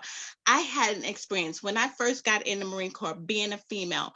The minute I seen, when I was a Lance Corporal or Corporal, the minute I seen a female staff sergeant, a female gunny, a female master sergeant, I was in awe because it was so few. So the minute I seen a female like that, I'm trying to, hi, nice to meet you. My name is Lance Corporal such and such. And how did you get there? How did you do that? Because I want to be where you are. And I was met with so much resistance. It broke my heart. Because we are so programmed when we get in the Marine Corps. They want to be there are some females who want to be so down with the boys' club that they forget that we are not boys. Yes, we're Marines, and yes, we want to be a part of this great institution, but we have differences, and that is okay. That is okay, but they want to be, I'm a Marine, I'm a part of the boys' club so bad, they forget. I had a female officer. I'll never forget this. The young lady the female officer had a junior Marine, and it was female. She was pregnant. And the female officer just could not seem to understand. It just wasn't clicking for her. This young lady is a single mom, and I'm not using that as an excuse. Right. But when it's time to get off work, if daycare closes at 6, guess what, ma'am? I got to go home and get my baby. And that is no fault of my own that I'm a mom. And that doesn't make me less than a Marine. That doesn't make me not a great mentor. That doesn't mean that I can't run a 300 PFT to show you that I am great. But at the end of the day, when that daycare closed, I'm going to get my kid. Oh, well, you need to figure out what your family care plan is. And that's not what that's for. And that's not the answer. Ma'am, I'm trying to be like you. I want that guidance. I want that mentorship. I want that leadership to help me be great like you. And that's when I always go back to, we as females are still learning how to get along because we've been programmed so much. You hear relationships between moms and daughters that sometimes the mom doesn't believe the daughter is getting molested because she just said, oh, she's being fast, I'm gonna put her out. But that's not the answer. You are her mother. You were supposed to be helping her learn her way, but you see your child as your competition. So we as females, we're still learning how to love one another because sometimes we've been in that environment where the female that was in our life didn't love us enough to teach us. Right. I know you're gonna go, Angel, but I have another question to ask. Go ahead. Oh, me? Yeah. Again, I'm gonna let Yasmin. I'm gonna say yes. I plan to write a book about it, and I'm just gonna put it that way. I got so many stories. My adversities. You know, can't figure out if it's a Black thing, can't figure out if it's a woman thing, can't figure it all out. I can't figure it out some days, and other days I'm just like, you know what, that's just the way it is. Yeah. Brianna, I've had to drink the Kool-Aid. I've had to play the game. I've had to endure so I can get the fuck home. I do got kids. I got things to do after this. You want me to do this? Okay, I'll come in and do that. What you need me to do? I've gotten to the point where I will front load all of my work. And in the beginning of the week, come Thursday, Friday, what y'all need from me? Okay, what needs to get done? I am so proactive. I am such a planner. I can send reminders. I let them know when they got meetings. I am so on top of stuff because I do not like being inconvenienced. I do not like being blindsided. That is a beautiful trait that women have. We usually have it very put together when it comes to certain different things and moving parts, usually. So that's one of my things. I look at it as like, you know, I'm here for a purpose. I'm gonna serve my purpose. I'm gonna go home now. And I've also gotten to the point, and I think the part that always had frustrated me is asking so much permission to be a human, asking permission to be an adult to go handle my shit, or feeling that you need to know everything. I understand there are things that do need to be notified and to be ran up, but I'm saying that I still write privacy. I still have my life, and it's not for your water cooler conversation. It's not for your morning coffee. It's not because the moment I don't do something that you don't like, y'all can sit there and talk bad about me until I walk in the office. It's not that. And I think that, you know, going back to the overall dynamic, corporate world, military, fucking low labor workers, like in women in general, it comes down to respect. Yes. It's lacking. It comes down to, I was raised for men to do this, for women to do that. Depending on what that is, I'm gonna leave it vague because everybody comes up differently. And now when I see a woman do that, when I see a woman in combat, when I see this, oh, that's not normal. I don't like that. Or you know what? She's outshining me. It becomes jealousy. It becomes a competition with themselves. Like, am I not man enough because I can't perform at that level? Am I this, or am I not, because I'm not hard on her, because she's in uniform, does that make me less of a leader? Or because I'm letting her sit down with her little tennis shoes on, you know, does that make me, does it mean I'm screwing her? You know, like all these crazy connotations and thoughts and stuff. I'm sure it happens in every realm, just in a different way. And the answer is accountability, acceptance that we're here. There's going to be rocket scientists. There's going to be women on the moon. There's going to be women doing all kinds of things if you let us. And if not, we're going to move. So it's one of those things where it's like, I mean, we've already unlocked that box before. We weren't able to vote. We weren't able to wear pants. We weren't able to do all these different things. Now we have kids. cooking the bacon, bringing home the bacon, laying it down, and going back to work, doing the damn thing. We're getting the promotions. We're making our own businesses. We're holding each other up. We're leaving space. And at the end of the day, we still got to be all us. We still got to be vulnerable. It's a lot.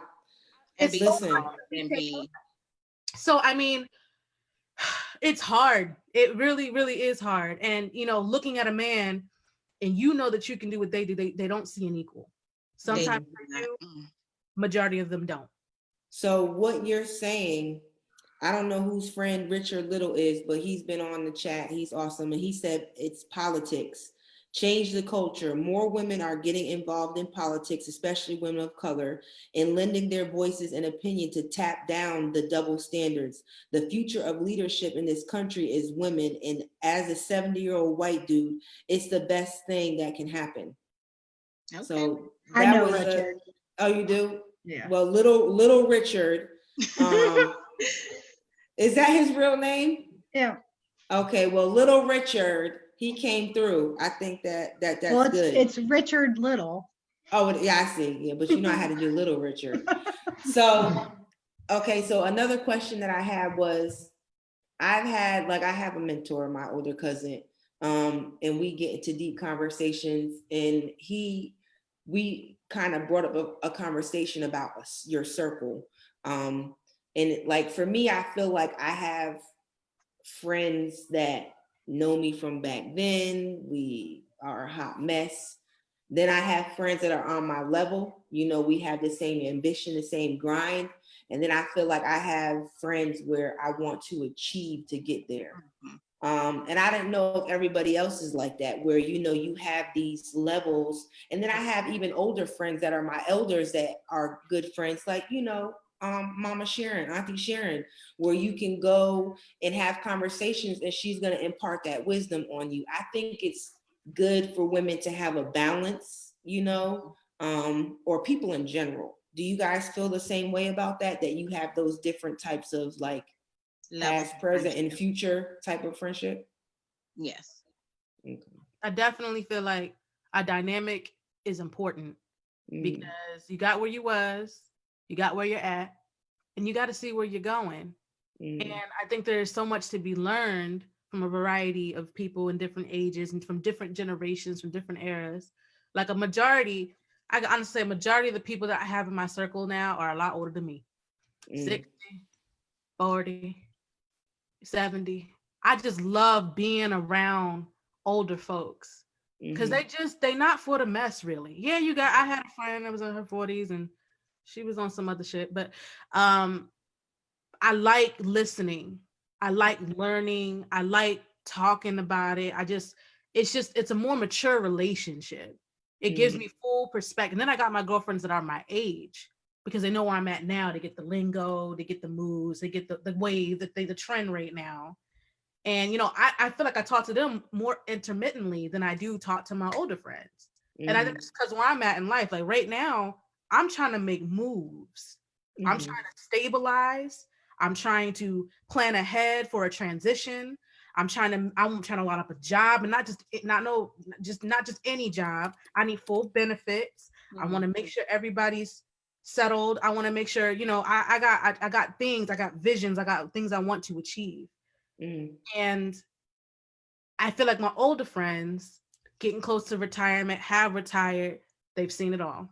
They can see, they kind of give you almost like my glass ball a little bit. They don't know everything, but if I can listen to that and a little bit of my homegirl over here, okay, now I can gauge where am I really at and how far am I from where I really want to be based off what I've seen them achieve. And even status, like you said, like you got friends that is big bank and you're like, I want to be where they're at. And as long as they're genuine and open about it, you know, you should be able to gain as much, like that mentorship wing. You should be able to get up under that and ride that wave. Right. If it's all genuine. Right. Well, I mean. So I know, Brianna, you have to hop off. Did you have anything to add to that? Maybe, but I'm not sure I understand the question. Are you talking about like looking at old relationships versus what you're aspiring to have later, or are you looking about cross generational relationships, like having friends with older people and younger people, or I don't. So it would be that you have your circle, right? Like I have a circle where I have friends that I've been friends with for years. And then I have, they just know you. They know you as one person and they'll never see that you've changed, but you're still friends. Like, you keep up with each other. And then you have people that have the same ambition as you. Say you have a friend that's an artist or creative and you're able to vibe off that person. But you also have a friend that is where you want to strive to be. Like, so do you have those different levels of friendship? Okay. I figured you would say no. The best that I could describe on that is just like when I went through my divorce, I cleaned house and I decided that I needed a whole different kind of relationship with people who were honest with me. I didn't really care where they were at in their life as long as we could sync up on Say that. Sorry, I had to come back. being vulnerable with each other and being honest with each other, and being able to like share what's actually going on. So like when you're scared, be scared with me. If you're sad, be sad with me. If you're happy, tell me about why you're happy. Like I want to have more of those close relationships that stave off loneliness, even if you don't talk to them every day, where it actually feels like a quality interaction. But I do want to comment, since she was talking about older people, because I love talking to older people, but my favorite thing to talk to is children. I love talking to kids, like 7, goodness. 8, 9, 10 years old. You want to talk about someone to aspire to.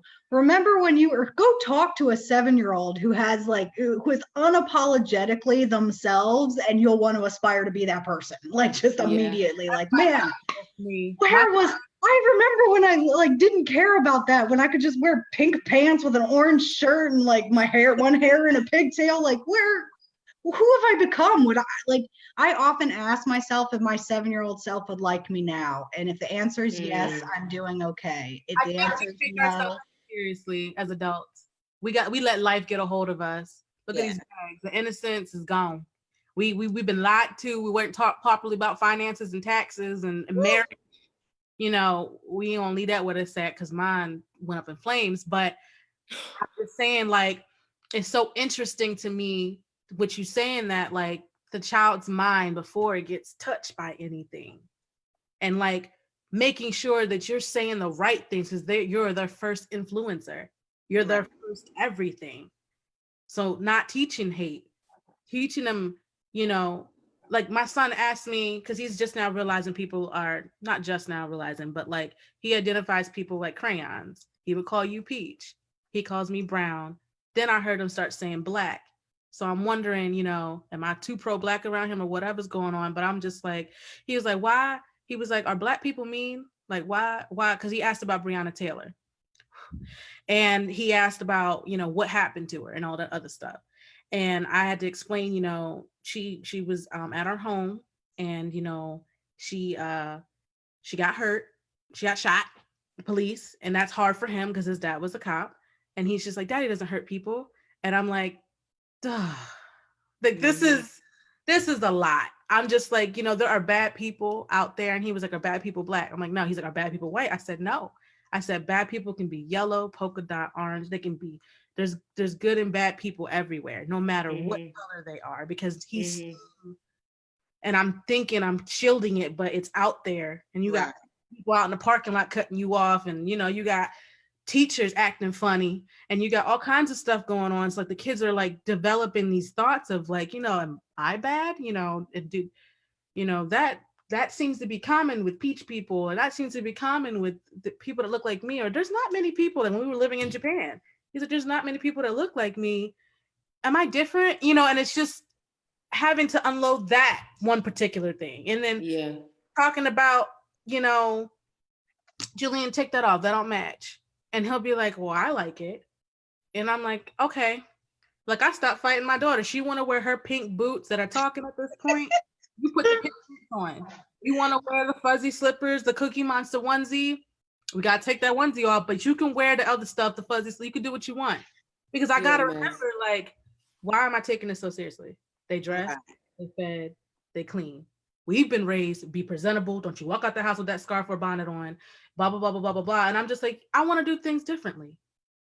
I want them to feel liberated. I want them to feel like themselves. they can be themselves. Listen, we're artist. gonna keep the conversation going, but I want to ask Brianna, who you bringing to the cookout, celebrity style, dead or alive, and then you can sign off and we'll continue the conversation. I want to know who you bringing to the cookout. Okay, but hold on one second because I want to comment on angels. I'm looking up the book that I read.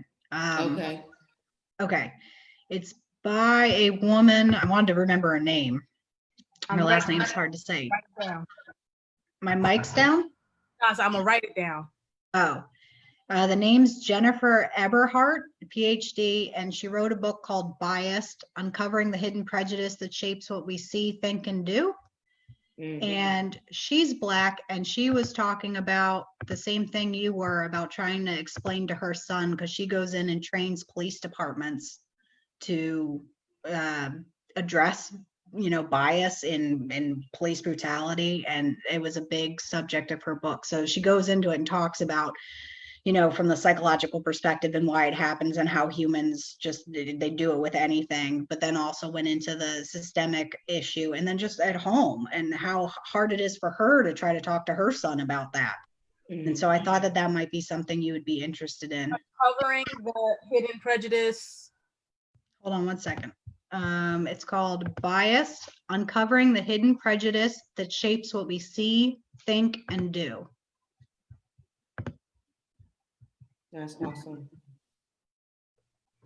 And then to answer your question, even though I think he's a total dick and I know that he was a woman hater, Einstein, because I want to understand this theory of relativity that for some reason I can't seem to grasp in a way that I would like to. And Damn, you went hella far back. Because I don't understand it, and it's been something that's been bugging me, and I'm trying to understand the different dimensions, and I feel like I'm missing something, and I don't get what I'm missing. Listen, I know you dead, and I'm gonna let you finish dying, but can you solve that for me? Can I just, get you some mac and cheese? No, he already solved it. I just need him to explain it so I can. Okay, yeah, that's what I'm gonna say. Explain it. Get you some mac and cheese.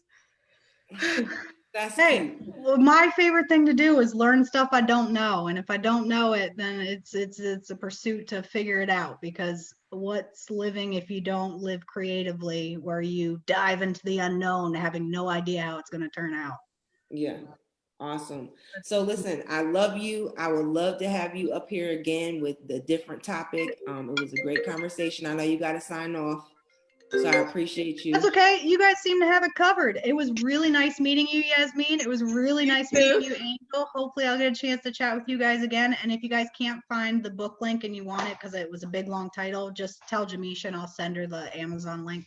Well, we're going to have our little queen. Bye. Our little queen affirmation. Yes. Oh yeah, I want in on that too, because I want someone to call me a queen when I wake up. That sounds amazing. Yes. Good morning, queen. We got you. Nice. All right, well, have a good night, guys. Thanks for having me be a part of this. Thank you. So okay, so y'all let me know when you're ready to end the conversation, because I can go on all night, but this was a perfect segue, because I was like battling whether I wanted to bring this topic up. But what do y'all feel about colorism within the Black community with Black women? Do you think that it's ever going to get better? Do you think that in the climate that we're in now, we can come together on more of like, how we like the group, the affirmations? I just feel like, even like when you're the celebrities or the men that are celebrities that, just put their viewpoint and try to make one type of female, seem more sexier or appetizing. Yes. And I think that affects us as women. Do you think we'll ever get past that, where it's not like, okay, she's light skinned or she's dark skinned? Do you think we'll ever get past that as a culture? I feel like it's bleeded outside of our particular culture. I feel like colorism is a pushed agenda because it's in everything. It's in our media, it's in our fashion world, it's embedded. And then it becomes a thing that we embed subconsciously here. For some people, overall, I think that people see lighter skin, fairer skin, especially in different cultures, as a meaning of it depicts wealth. It depicts like different things. And I think with our culture here in the United States being a melting pot, and then even stemming back over into Africa, like, do I think it's do I think it's gonna get better? No. I think that it's something that it needs to be a work. It's something that you got to start within you and then those around you, and it kind of ripples out. But it has to be a conscious effort across the board because it's so up here to where, you know, like I know this thing with Tracy Ellis Ross. She was on a cover of a magazine depicting Black hair.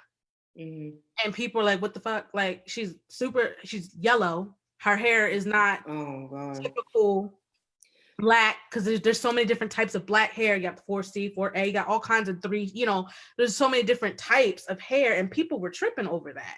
And people were like, well, she's still Black. And it was like, no, she's biracial. So I'm like, but she's Black, she's fair skin.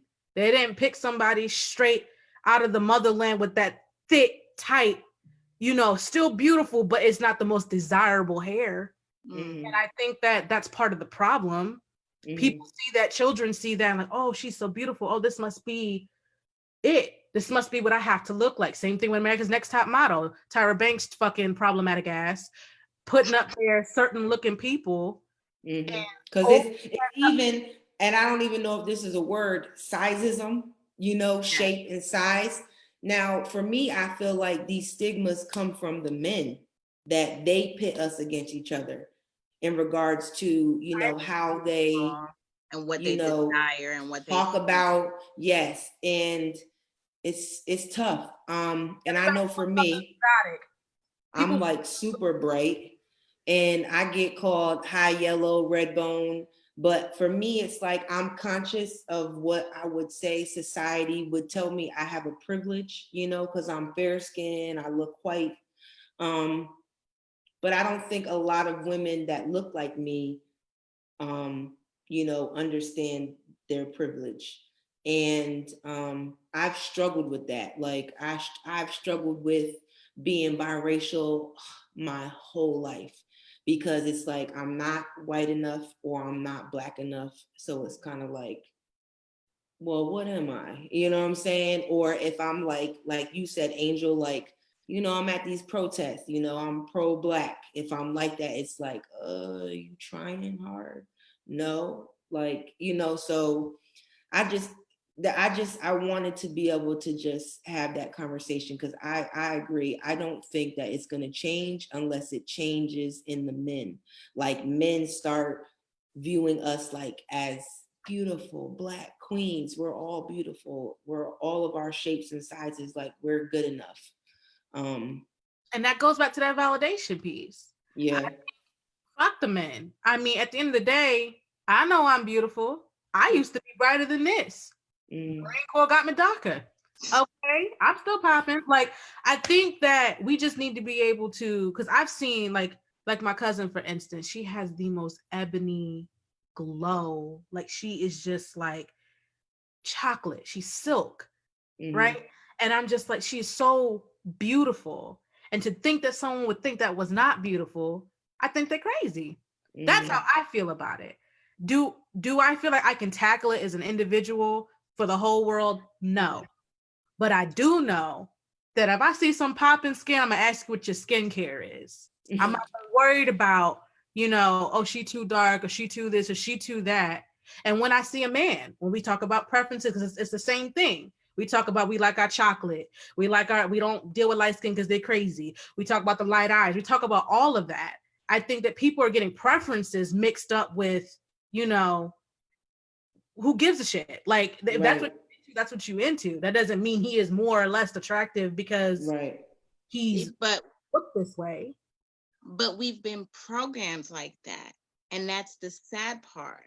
Because you have, especially, and I don't want to say it where, but we've gone further in the South, depending on what part of the South you come from. They always tell you, don't be outside too long because you're gonna get darker. Or if you find you a mate that's light skinned or fair with good hair. But that's how we were programmed. And that comes down, it's not, from our generation, but it's actually from, the grandparents' generation and stuff like that, because that's where it started. So the colorism thing, to me, it doesn't get better. And it won't get better individually. We can change it in our house. And once we start changing it in our house, it will filter out. But it's not just an African-American thing. I was just looking at a video on Facebook, and there was a Bollywood actress who, got downplayed all the time because she wasn't light enough. So it's not just in the African-American culture, it's in whatever culture you're in, because you have some in Asian cultures who, you're not, light enough to be considered beautiful. And like you said, I do think it stems from the men and how they view us. But then again, we're programmed like that. If they tell us that enough, we're going to start to believe it. Yeah, I definitely agree. Miss Gore said it's all by design and it has been reinforced through media and generational ignorance. And then Miss Lopez says colorism is everywhere. I definitely agree with that. I hope and pray we can get to a point where it's like I can see a sister, my other brothers and sisters, my other sisters, and just be like, go ahead, like, I'm not in competition with you. You're just as beautiful as I am. I think something deeper with the colorism thing is the ones who push it so much. I think there's a lot of self-hate there. Yes, a lot. I think there's a lot of trauma, turmoil, something not quite settled, and it's being displaced, it's being pushed out to other people, like Black men saying that they don't like Black women. Or they want exotic women. Or the reason why if you ask a Black man, oh, why are you with her? And she's white, it turns into, well, I don't like Black women. Automatically, that is like a response to it. It's like, whoa, I just asked, why her? And you're saying, well, I don't like Black women because they're X, Y, and Z. And it's like, you have a lot of hate there. You do, because it's never just, well, I love her. And right.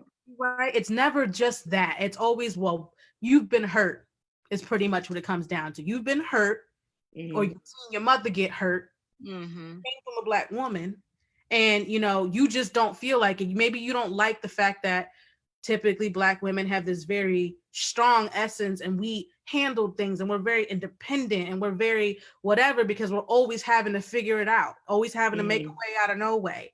All of us, I don't care where you're from, we've had to dig deep in somewhere in our lives. So it's like we're built differently.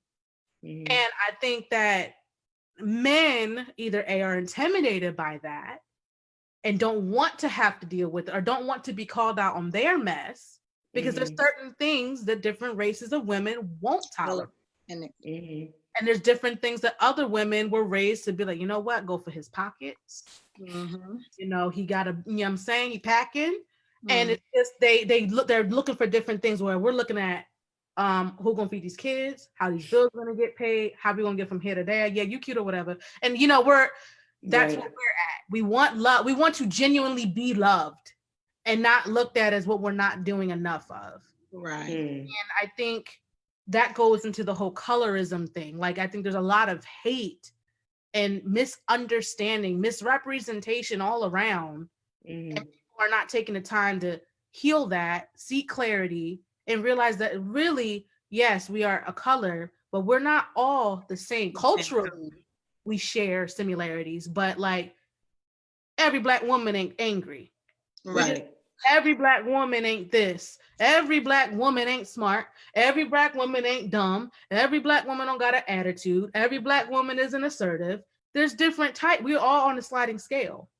But it's these stigmas, these stereotypes, that umbrella again, that put us in a box.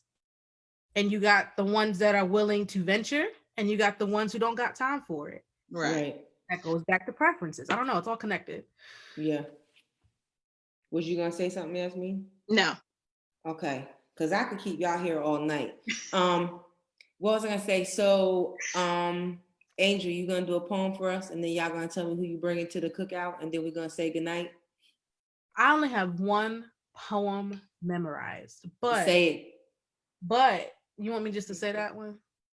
Yes. I can read from a sonnet. You want me to read a sonnet? I'm kidding. Hey, listen. You do what your heart feels led to do. I just want to shout out the viewers that have been staying with us. We going on 2 hours and a half, like a great conversation. I love it. It's needed. It's a form of like mental health. You know what I'm saying? If you don't see a therapist, just having these conversations, hearing the different perspectives, it's just so like, Dope. yeah, it is. I love it. And we definitely got to do it again. I'm going to be doing this next week with the guys. I don't know how I'm going to be a moderator. That's going to be crazy.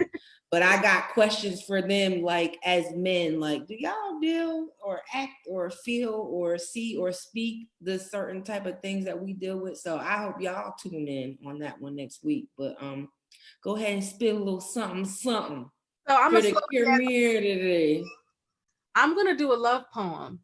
Okay. Just because we're talking about relationships. You're talking about somebody that feeds your soul, that people that are there for you in your corner. And this was something I had dedicated to a friend that I no longer talk to. How perfect. Toxic relationship poem to end the night. Toxic, but it is. It's just very complex. So I'm gonna read it. Okay. Stay. Go ahead. Have you ever stepped into the presence of another and felt the aura take you over? A warm, melting feeling casting over you, and it feels like home. Have you ever looked into their eyes and wanted to get lost in their thoughts? Have you ever peered into their soul because they gently let you in for a view? Have you ever wanted to stay forever? Treasure this beautiful vessel, a safe haven, smile till your soul soars, laugh till your eyes water, fingers run through your hair with a glance at your person engaged in a sitcom. Have you ever wanted to dance while you brushed your teeth, sing to the moonroof while you tear up the highway? Have you ever seen the sun, golden orbs looking right at your heart as it pulses, as breathing increases and your lips gently part? Have you ever known the meaning of safe, or that it feels like soft brown skin against yours? Have you ever felt so intrigued, drawn into a being and all of their wonders? Or how when they rest their head across your lap, they know peace is present? Do you know the joys of food and sharing it with the one who also thinks it's finger licking good? Have you ever been understood? Like when you speak, they listen, and not just to hear, but to see you? Have you ever felt your legs shake during an earthquake at the top of a peak, and when you come down, your knees are weak? I have danced amongst the stars and had the chance to meet the sun. He is still, he is bright, he is fire, he is passion, he is. To be in his presence, I do not feel as if I am a shadow, but a mirror by design. I wish I could stay. Girl. Yeah. That was beautiful. I love that. That was deep. That's deep. You are very talented. I love that about you. Because the thing is how the universe works. I crushed on you when you were doing your plays because you were so adorable. I was like, who is this? Because you did a play while you was pregnant. You were there? Yes, front row. Yes, because I was cool, like me and Tisha Gibbs, because it was like In the Heights or something. Tisha? Okay. Yes. Full circle. Got it. Boom. Yes. So I was just like, oh my God, you're so adorable. I can't believe I'm just now meeting you. You've seen me, my face, for yes. 5 years ago. And we met at a protest. Okay. That's awesome. So I just want to tell you awesome. And then my beautiful Yasmin, you're just awesome. You made me some shirts. Was they inclusivity shirts? Yes, you yes. did. and then you moved. Okay. Okay. She goes, It's like, okay, thanks. But I just really appreciate y'all spending y'all Friday evening with me on here and having these conversations. It's good for me. It makes me feel a little bit normal with everything that I got going on.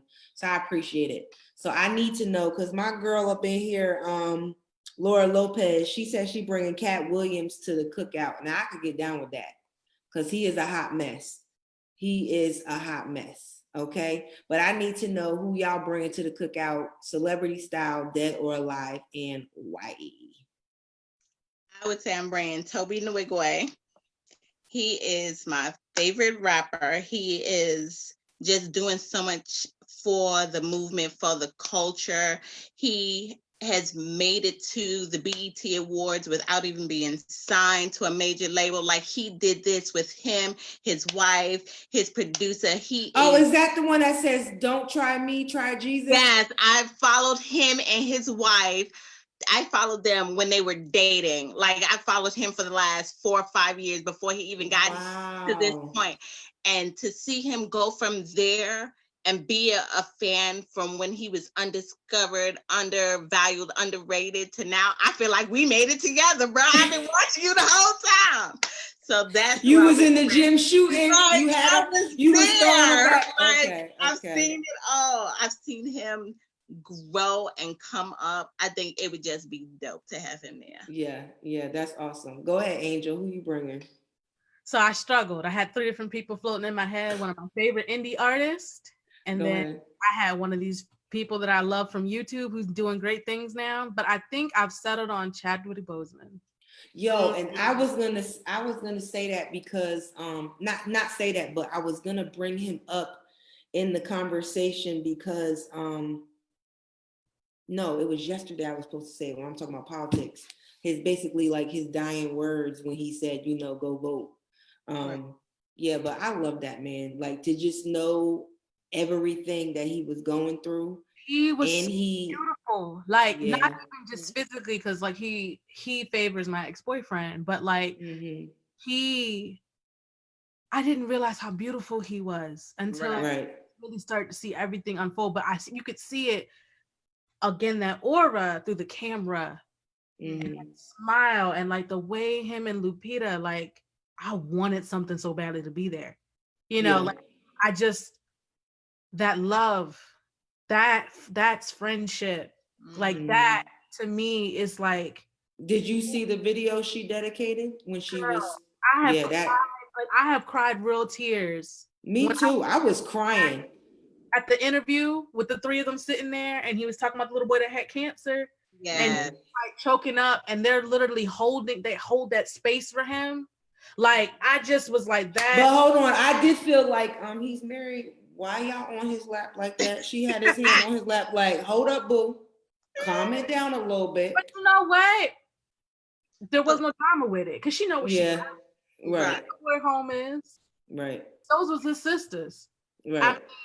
That's what I'm saying. They did so well of creating the chemistry on film, and then offset, that chemistry was still there, but it was different. Right. It was, these my people. You win friendship. It wasn't no lust. It wasn't no animosity. It was, I'm supporting my brother. And I just think that I would love for him to have a seat next to me with potato salad, because I just, for one, that smile, I could just look at him. He could just talk, and I'm just gonna sit there. I would like for him to come with me to the cookout, because I just feel like he's that light that I think. When like all the old heads is going away and we sitting around making s'mores, he about to drop some gems. Yeah. Okay. So I switch mine up all the time, but I would bring Rihanna, because I think I love Chris Brown. In my wildest dreams, I hope they would be together, but whatever,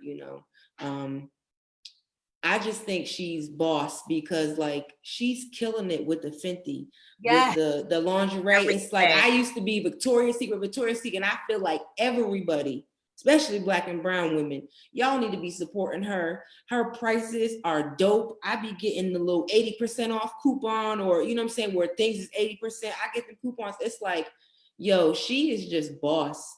and she going at people's head. She, you know, she clap back. She's about that. She has time. And I just love that. And she's a giver. Yes, Right yes. where she came from. That's the part. And the fact that she shut down Victoria's Secret who? Like, when's the last time you seen one of them?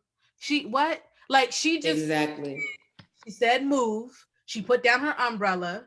She started beating her face. People wanted to get into it. And then she started released a whole, speaking of colorism, covered everybody. And then she's just like size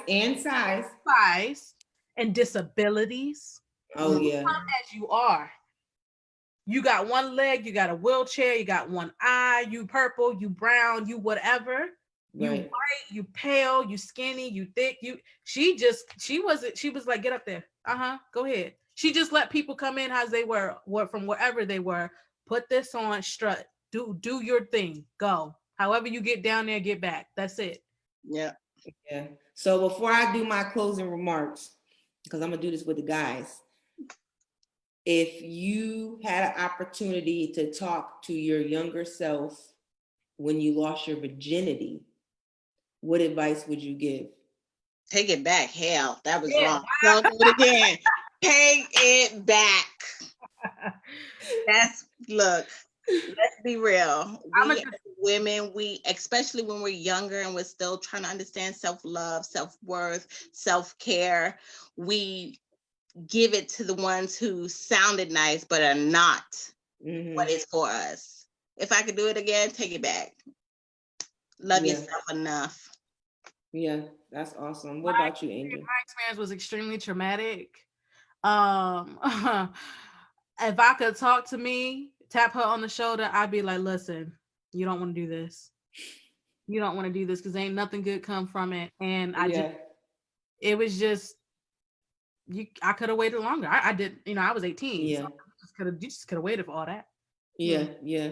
I think I would say the same thing. I would say, if you truly know that you love this person and you're going to build and grow with this person, because people have been with one person and they've been with them, got married and lived a long, healthy, wonderful life.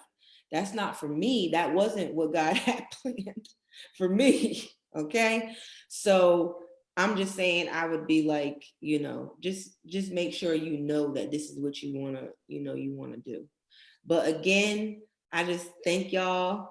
Brianna, gorgeous Brianna, I be tearing the name up. Thank you for ladies' nights. I want y'all to make sure if you didn't tune in on the live, I'm gonna repost it and then you share it. And make sure you come back next Thursday, Politicking as usual, where we talk all things politics. And don't forget to vote. If you in Craven County, go and vote. I don't care who you vote for. No, sleep. But I want you to vote because it's like do or die. Yeah. So I love you, ladies. You're awesome. Thank you so much for having a wonderful evening, and we shall do this again. Bye.